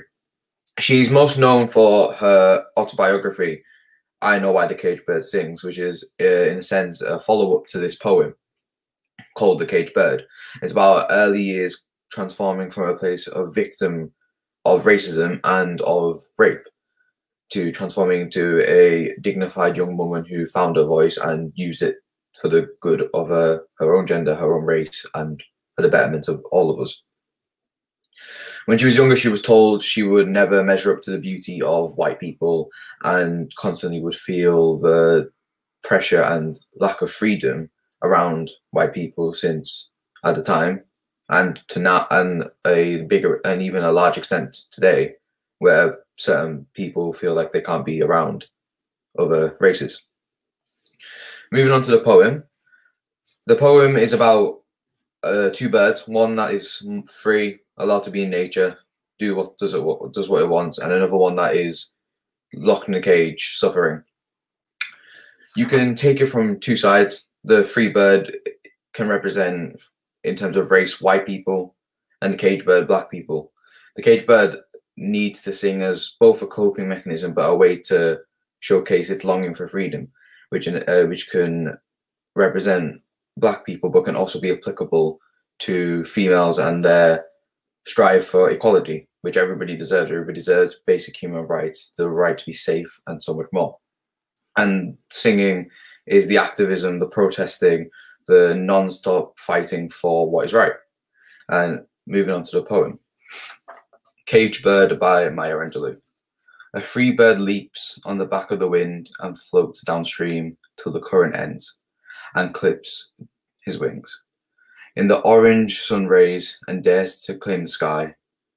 But a bird that stalks down his narrow cage can seldom see through his bars of rage. His wings are clipped and his feet are tied, so he opens his throat to sing. The caged bird sings with a fearful trill of things unknown, but long for still, and his tune is heard on the distant hill, for the caged bird sings of freedom. The free bird thinks of another breeze, and the trade winds soft through the sighing trees, and the fat worms waiting on the dawn bright lawn, and he names the sky his own. But a caged bird stands in the grave of dreams, his shadow shouts on a nightmare scream. His wings are clipped and his feet are tied, so he opens his throat to sing. The caged bird sings with a fearful trill of things unknown, but long for still, and his tune is heard on a distant hill, but a caged bird sings of freedom. In society, people expect, especially in the past society, and slowly it's changing in the present society, that in order to change, you need the help of men, which in terms of gender equality, you need the sides of both parties, and it's a two-way street. We need to educate people my age, people younger than me, because it starts from the ground up. You build up to that. It's our generation that makes a change. The current generation the older generation has their own traditions, and they're set in stone. Some people's opinions you can't change no matter how hard you try. But what you can change is younger people's minds. They're much more shapeable, and you can teach them the right way forth. And this poem is saying that even if we are oppressed, even if we don't have the rights we want, by singing and with protesting, being active, we can change that. I felt quite sure, but yeah. That was awesome. Really, it was. And I think I've read the book, but I know it's a series. I know why the cable, and I know that it's a poem as well. We have a poet joining us later on, but so you made a really good point. So the structures that we have in place are quite archaic. That's something that someone said, and it really resonated with me, that the systems that we have in place are old. And the whole point of the My Story Foundation is I really like they're focusing on young girls, because you need to start from a very young age. So like you said, that we really need to educate people in our age to come from the ground, that the change comes from the ground up. And there's going to come a point where our generation is going to be in positions of power. And I'm optimistic. I am optimistic. The fact that, for example, people who are running My Soli, they're my age. So that's really something, to be in a team full of where it's my generation. It gives me a lot of hope for the future as well. Why did the poem resonate with you? Why did you choose this poem specifically by Maya Angelou? Other than the fact that I'd done it for a school project, Yeah.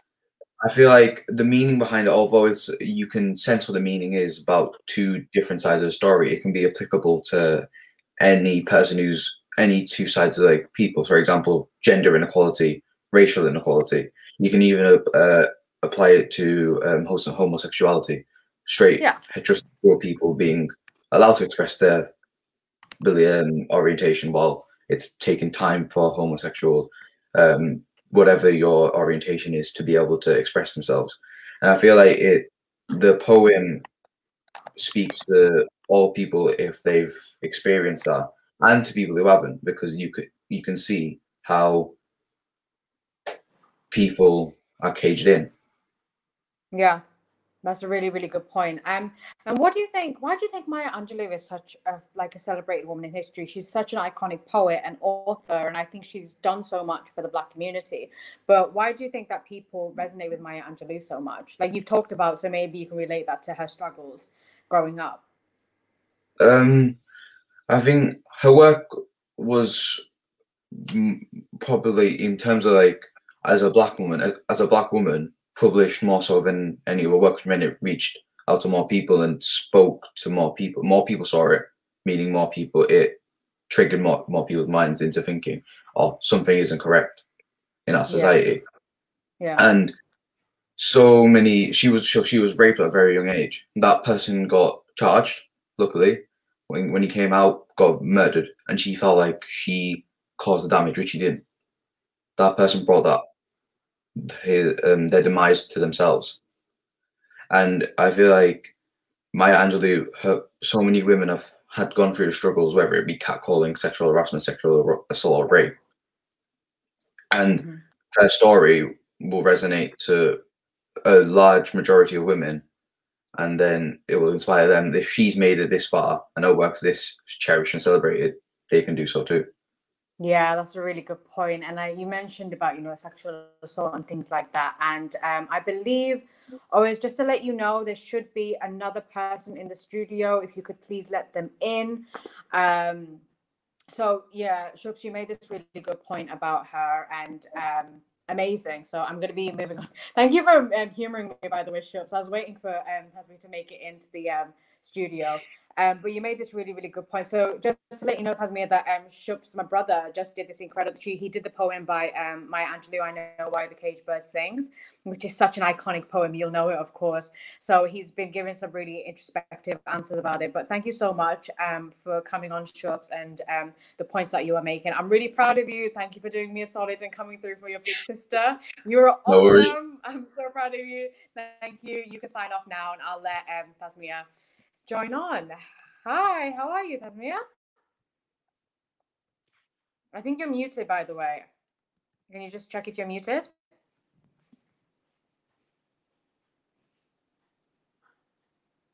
Oh, hold on. I can't hear you. Give me a sec.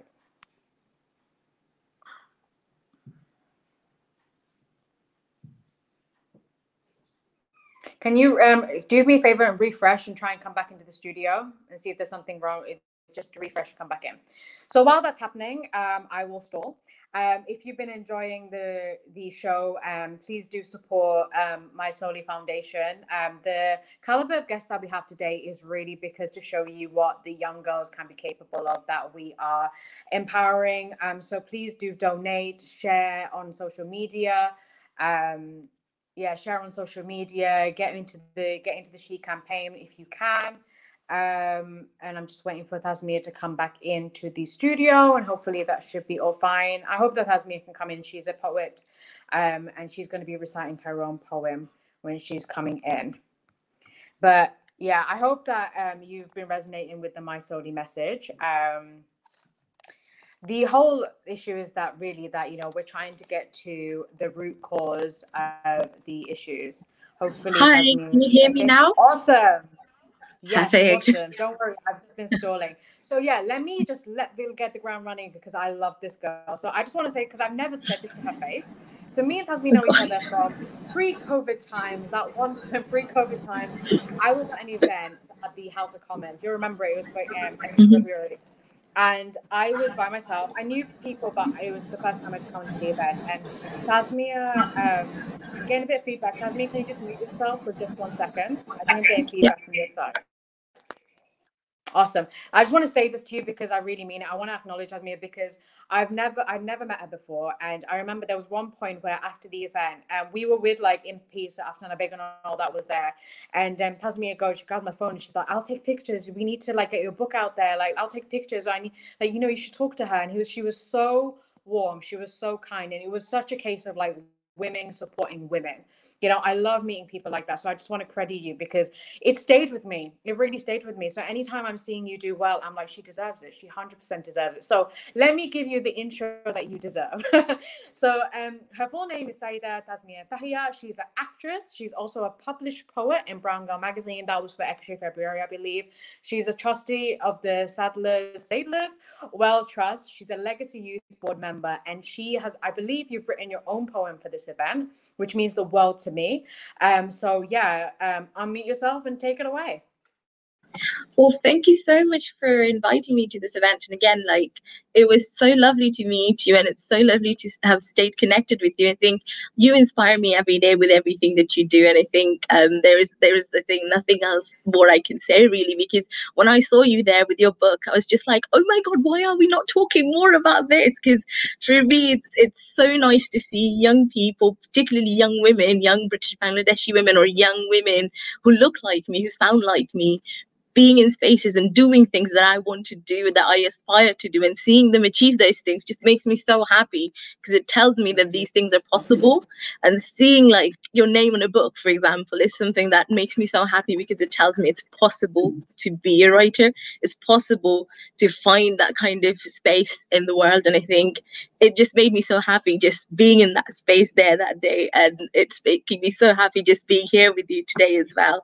And in the same vein, I think I'm so happy that we're talking about brave women of history, because again, like when we talk about things, when we talk about achievements, small or big, by people who like us, it really gives other women, other people who like us, the platform and the opportunity to see themselves in our shoes, or see themselves in the shoes of people who matter.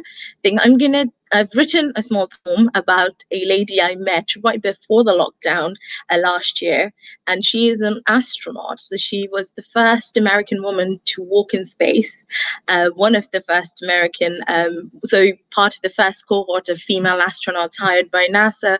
And I think I just found her incredibly inspiring. So I was at an event right before lockdown and just listening to her speak. So I've written something about her, and I hope you guys will humor me and listen to it, because it was I think she was one of those people, just seeing her up front and listening to her, it was just one of those larger than life experiences. So here it goes. In 1978, a sisterhood of 6, Dr. Catherine Sullivan, oceanographer. On the second day of the third month in 2020, yes, that most unprecedented year, before the sudden halting of life's gears, I sat shoulder to shoulder with 100 or so guests, looking up at awe at the first American woman to walk in space. In 1984, Dr. Catherine Sullivan synced her watch with a sisterhood of 6, as the world watched NASA's first class of female astronauts breaking invisible grip of gravity. Then, aged 32, she stepped outside the Challenger on her first spacewalk. Handprints on Hubble, footprints in space. 532 hours later, astronaut Hall of Fame. As the pandemic drove us indoors, Dr. Kathy, still a pioneer at 68, became the first woman to touch the deepest known point on the ocean floor.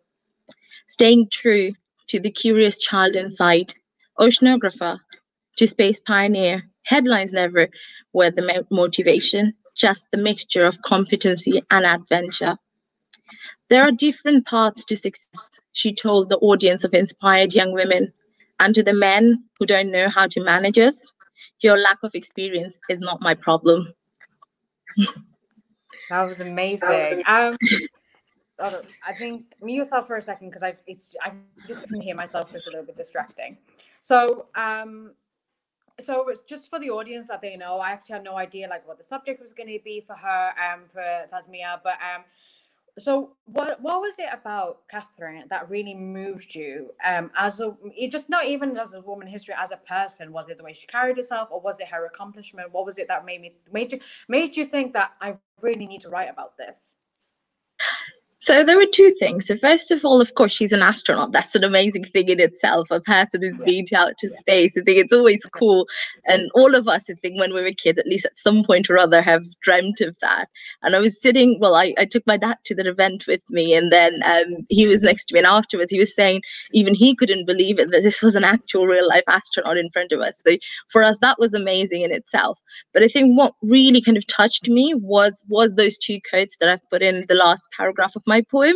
First of all, that there are different paths to excellence. And she talked very candidly about her experience of being this woman who was like in that kind of first class of astronauts coming in there. She had not come down the traditional pathway, which is like the military route into space studies or space travel, but more down so she was an oceanographer before she took on the course at NASA and so forth. So again, being someone who's taken a different pathway, it was about telling people that there are different pathways to success. And even if you're not getting what you want the first time round, it's fine. Just keep on trying, and just keep on carrying forward, because you will eventually find whatever success looks like for you.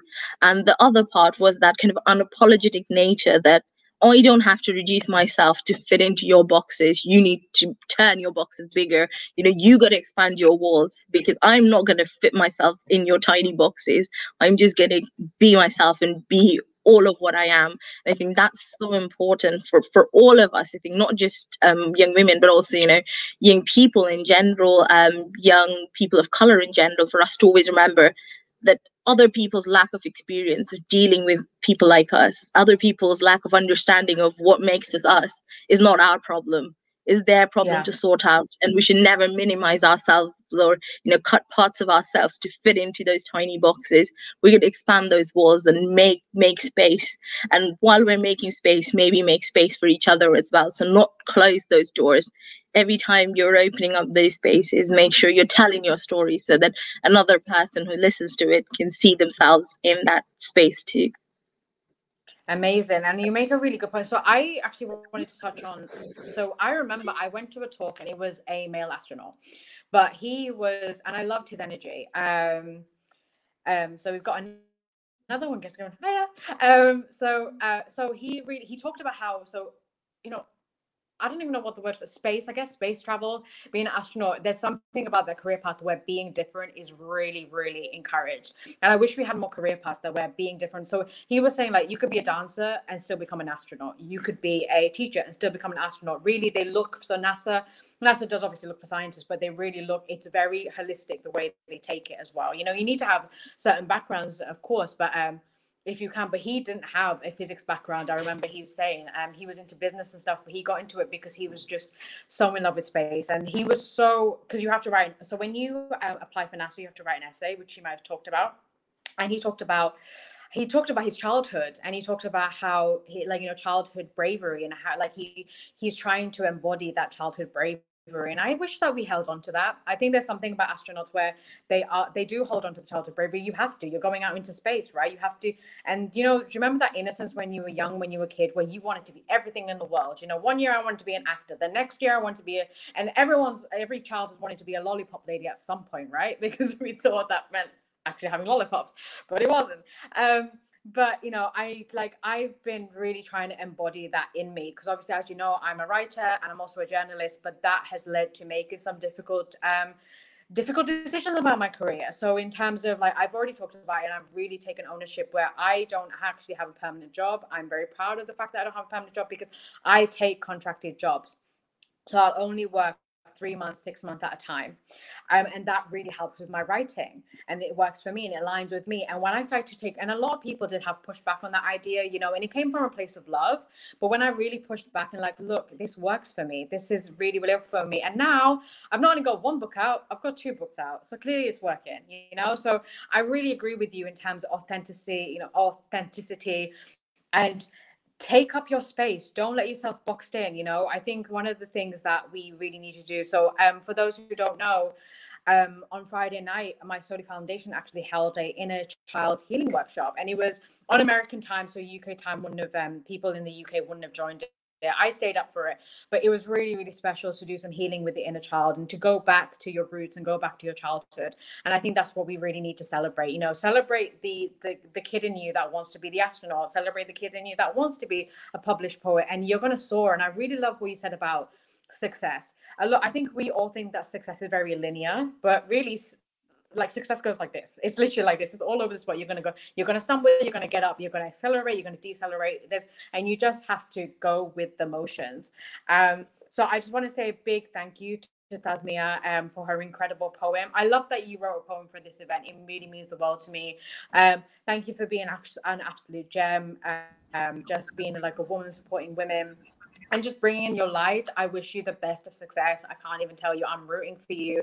And congratulations again, being published in Bongo magazine. Let's hope that I see you like in the New York Times one day, and I will. I'm putting it out there, I will.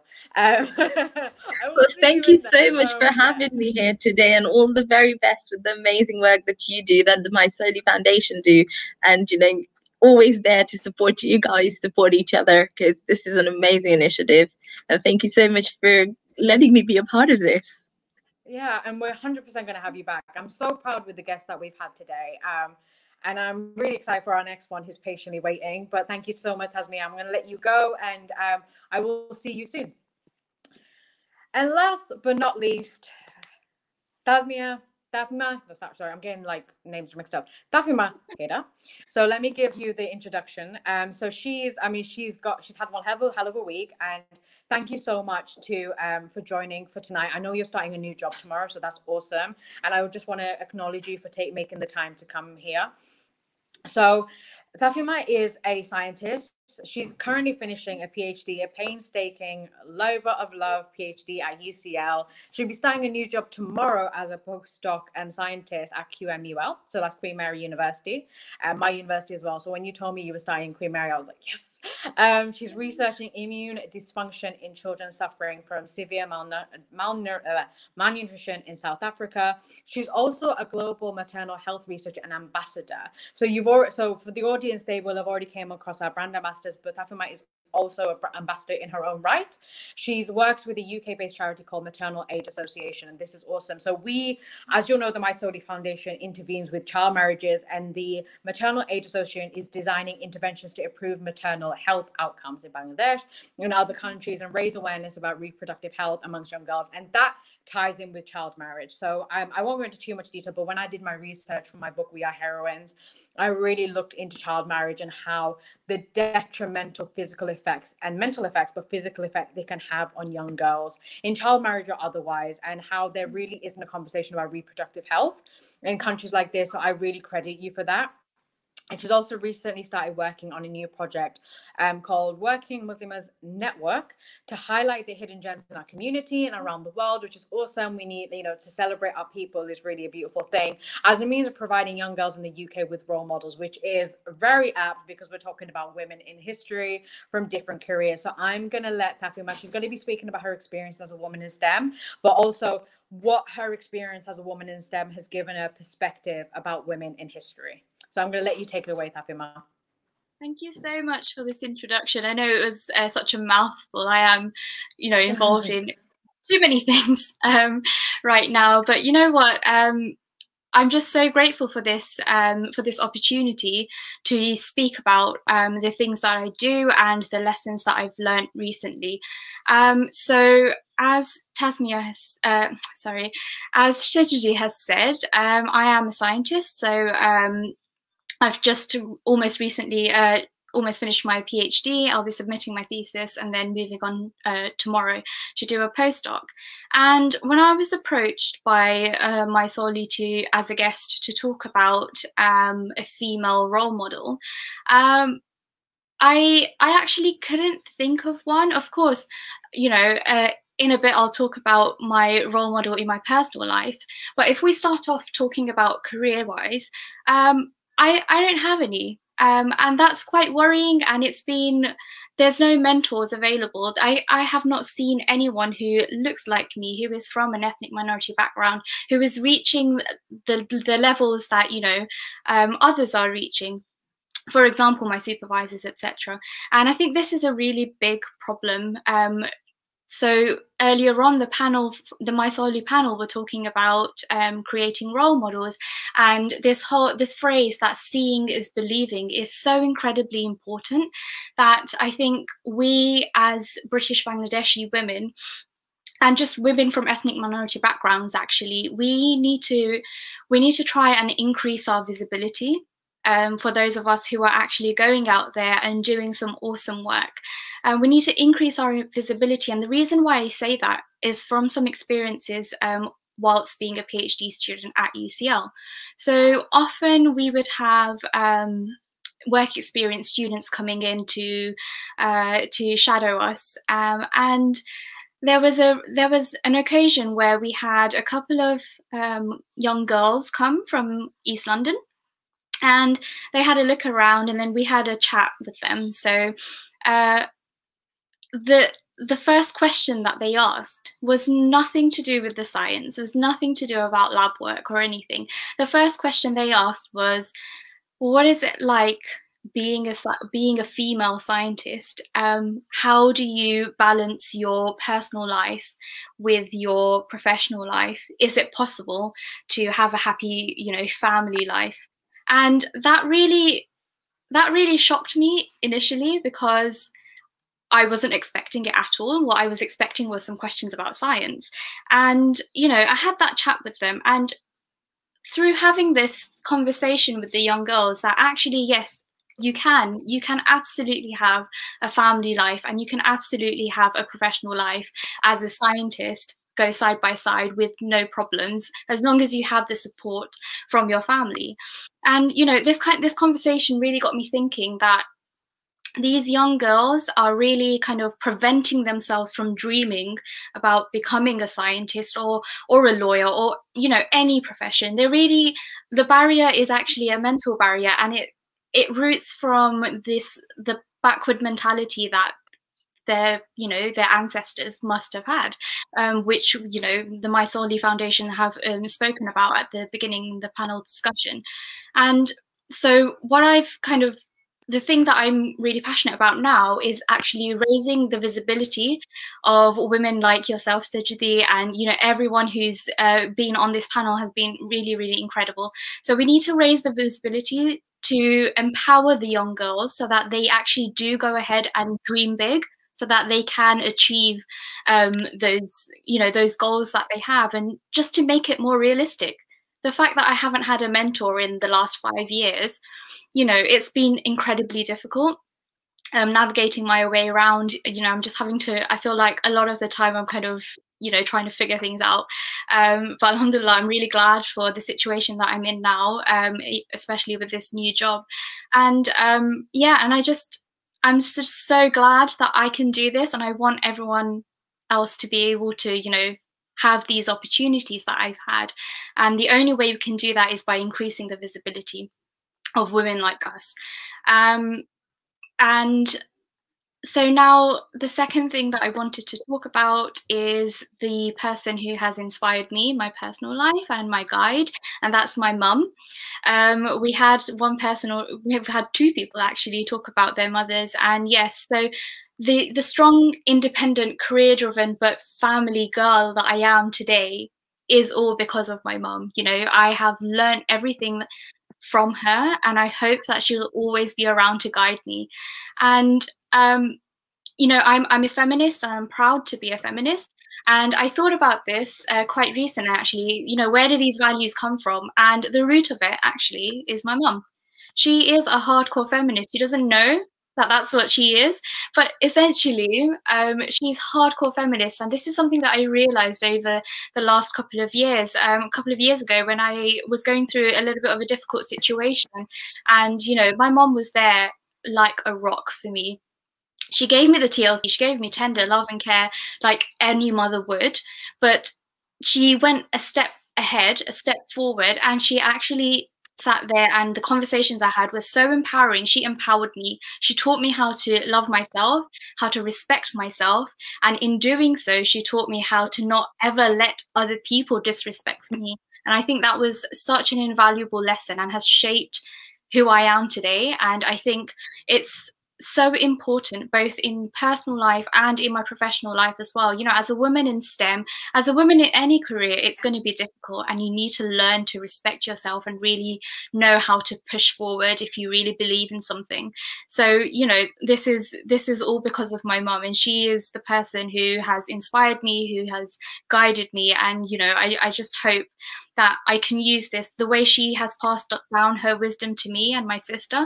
I just hope that I can do the same, but not just for my children, but also, you know, let's just let's go wider. Now we've got social media. You know, there was a little bit of discussion earlier on where we were talking, where one of the speakers was talking about utilizing social media. It's so important that I think it's just another way of us increasing our visibility, which will empower other young girls as well.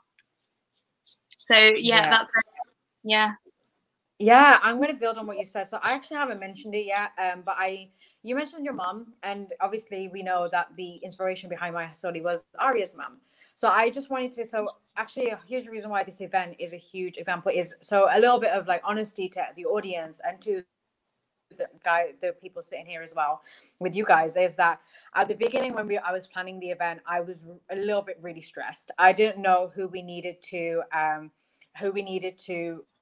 like reach out to. Like a lot of the people that I work with are a lot younger, and my mum came to the rescue. And this really has been a mother and daughter collaboration. My mum is a big reason why we've had the incredible guests that we have had today. So like she's the reason why I got in touch with Fatima, you know, Manzil, who you'll have seen earlier. And it's amazing like how just from an integral point of view that our moms really come through. Some families don't have that, and I'm going to acknowledge those who don't have a great relationship with their mum, but in these instances we really do have that. And how an entire foundation, an entire non-profit was based off a mother's love, based off, I'm getting a little bit emotional, but it's very true, about Arya, your mum standing up for you. You know, I think that if she had God knows where you would have been today if that hadn't happened, that one moment, you know. So I'm really grateful to her for bringing like the Mysoli to life, and I'm grateful to you, I'm grateful to Amisha, and I'm also grateful to all the incredible guests that we've had today, and Fatima as well, for your vulnerability and also talking about your experience as a woman in STEM. My mom is also a woman in STEM. We already had this conversation that she was the only woman in her class. We have a picture where she got an award, and she's in her class. She's the only woman of color in that picture, and also B, she's the only woman in the class. And what was really interesting, I actually asked her, how did it feel like when you realized that you were the only woman in STEM kind of thing? You were the only woman in your class. And she was like, you know what? I was so driven. Like I was just so focused on like just, you know, acing my degree and, you know, my accomplishments, that one day I actually looked around. I was there like, I was the only girl in this room. She honestly had a moment. She was like, she hadn't noticed. And she just kind of, I think she must have like finished her experiment. She kind of looked around. She was like, I am the only woman in this room. And isn't it so interesting how women in history and women in all these places, they have to work so much harder. They have to go 10 miles faster than the average man. You know, they have to do so much harder for their male counterpart. We already know about like gender pay gaps, right? A woman executive, you know, has to work so much harder to get in the room. And I really have to credit my Soli for teaching like the holistic curriculum that we have, so that they start young, so that when they're 20 years old, it's not even a blip on their radar that they can't do it, you know. If you guys have been watching, me and Mahnoon talked about the glass ceiling, and we talked about how, you know, breaking the glass ceiling, this thing. I sincerely hope that in the future, with the work of my Soli, and hopefully inspires other people to get involved and activists to get involved, that we don't have a glass ceiling when we're older, right? Like the young girls that we have today, or, you know, our daughters or anyone else, that it's easier for them. So I actually asked Ari and Amisha to come back to give any last remarks, but also as, you know, as just such headliners for the nonprofit, if they wanted to say anything to the guests today. And Fatima, feel free to stay on, because you've given so much of your time as well. So Ari, if there's anything you want to say to the guests who are watching, they're not in the studio, but they're watching the show right now. Yeah, for sure. Well, Mahnoon, thank you so much for being vulnerable and coming in, and to all of the other guest speakers. I mean, and kudos to you, Sujuti, for putting on such an incredible show and event, and, you know, creating the space for us here at My Soli Foundation. Just honestly, thank you for giving me the space to be vulnerable, for, you know, letting us, you know, Amisha and our ambassador, Bushra, like, you know, letting us like speak in such a great and comfortable way. Of course, if there's any way that you guys can help out, whether it's just spreading awareness or donating, the link is really easy. It's shecan.mysoli.foundation. That links straight to our GoFundMe, and 100% of any donations and proceeds go straight to the girls that we're helping. But other than that, thank you all so much for, you know, just being attentive and hearing us speak today. Yeah, and Amisha, if there's anything you want to say before we wrap it up. Yeah, well, first of all, big shout out and thank you to you, Sajati, for organizing it, facilitating it, and really like fostering a space where, you know, like I feel like we just have so many issues within our community we don't talk about. And, you know, whether it be Bangladeshi diaspora, UK, US, and Bangladesh, there's a lot of work to be done. And I'm just really grateful to be sharing this space with all of you and the audience that's watching today. And like Arya said, if there's any way you want to get involved with our work, big or small, there's opportunity for you to do that. And I hope you can check out our organization and get involved that way. Within My Soli, we also prioritize like self-care and healing as well. So wrapping up the conversation today, I know there's a lot of issues within us where I know I joined My Soli because I wanted to take action, but with the audience watching, I guess like the last message I want to say is while it's important to talk about these global issues and get involved, it's also important to take care of ourselves and our well-being and understand that all we can do is really build community and speak up and hope for the best and keep continuing. So yeah, self-care I think is important while we do this work. And I just want folks to kind of think about that, kind of taking in all the amazing speeches and the artwork that we heard about and all the conversation is to keep in mind as we move forward. But thank you all for joining in today. Yeah, I actually want to build on it. Misha's made a great point. One of the best things I think being part of a foundation like this is a lot of the times it feels like you're doing the work by yourself, especially, you know, social media. While social media is connected, you're kind of by yourself. So a lot of the times it can feel like you're just doing it by yourself. But if for the audience, for any one of our guests, I'm definitely going to follow up with them, make sure that they join us, they follow us. Do stay connected with My Soli, but also you can follow Arya on Instagram. Her name is just at Arya Mastari, and there's Amisha as well. Amisha's is a lot longer, so I don't know how many A's are in your app, but yeah, just follow the My Soli Foundation as well. And yeah, thank you everyone who's been giving incredible comments as well. It's so good, and thank you for championing on our guests. All the comments are flying in, so that's really great to say. But yeah, do stay connected with us, because what it will do is it really builds a community. So thank you so much for talking about self-care.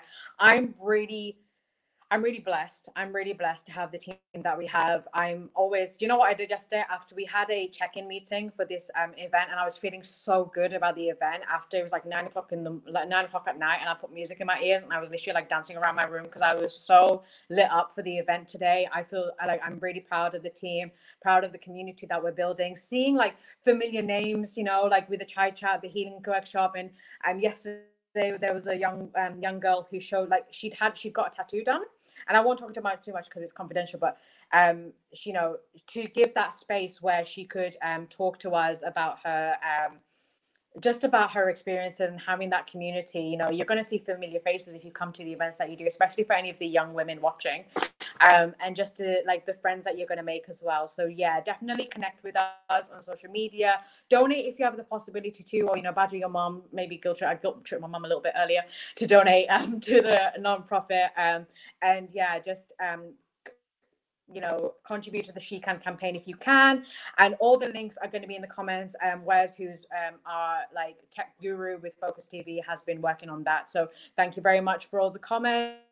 Thank you to Arya, Amisha, Bushra, everyone who's a guest. Thank you for staying on as well, for celebrating women in history, advocating for the My Soli Foundation, and really doing the work. You know, it takes a lot of courage to do the work day in, day out, if that, and laying the foundation for people who are going to be following after us. We're doing the work, and I am very optimistic. You know, we're living in heavy times right now, but I am very optimistic about our generation. We have done some incredible things. For the UK-based people, this is the last thing I'll say. For the UK-based people, you know, we are reeling as a country. I know Ari and Amisha may know this, that we're reeling as a country after Sarah Everard was killed. And there were protests, and Sisters Uncut really did the work. There were protests. The women protested, had been like brutalized by the police. There was a bill that came through, the police crackdown bill, where it was going to be a lot more of a dictatorship on protesting, and it was due to people power that the police bill, it was going to be rushed through this week. The police bill has been delayed, which is so good. Like, it hasn't been passed through, it hasn't been scrapped, but it's been delayed until later this year. And it was because every woman in this country was like, nah, I'm not having it. And so we're seeing firsthand, especially in 2020 going into 2021, that people power is so prevalent and it's so powerful today. So I'm not going to keep any more of your time. I just wanted to say that because that was really coming through. I was like kind of channeling there. But yeah, so thank you so much to Aria, Amisha, to all my incredible guests. Have an incredible Sunday, you know, the Sunday night, and have an incredible weekend. Thank you so much for tuning in. Just by tuning in, just by engaging, you are also doing the work. So from everyone here, have an incredible night, and thank you so much. And please to keep supporting as well. Bye, everyone. Thank you. আলোতে থাকুন, ফোকাসে থাকুন, হাত রাখুন প্রজন্মের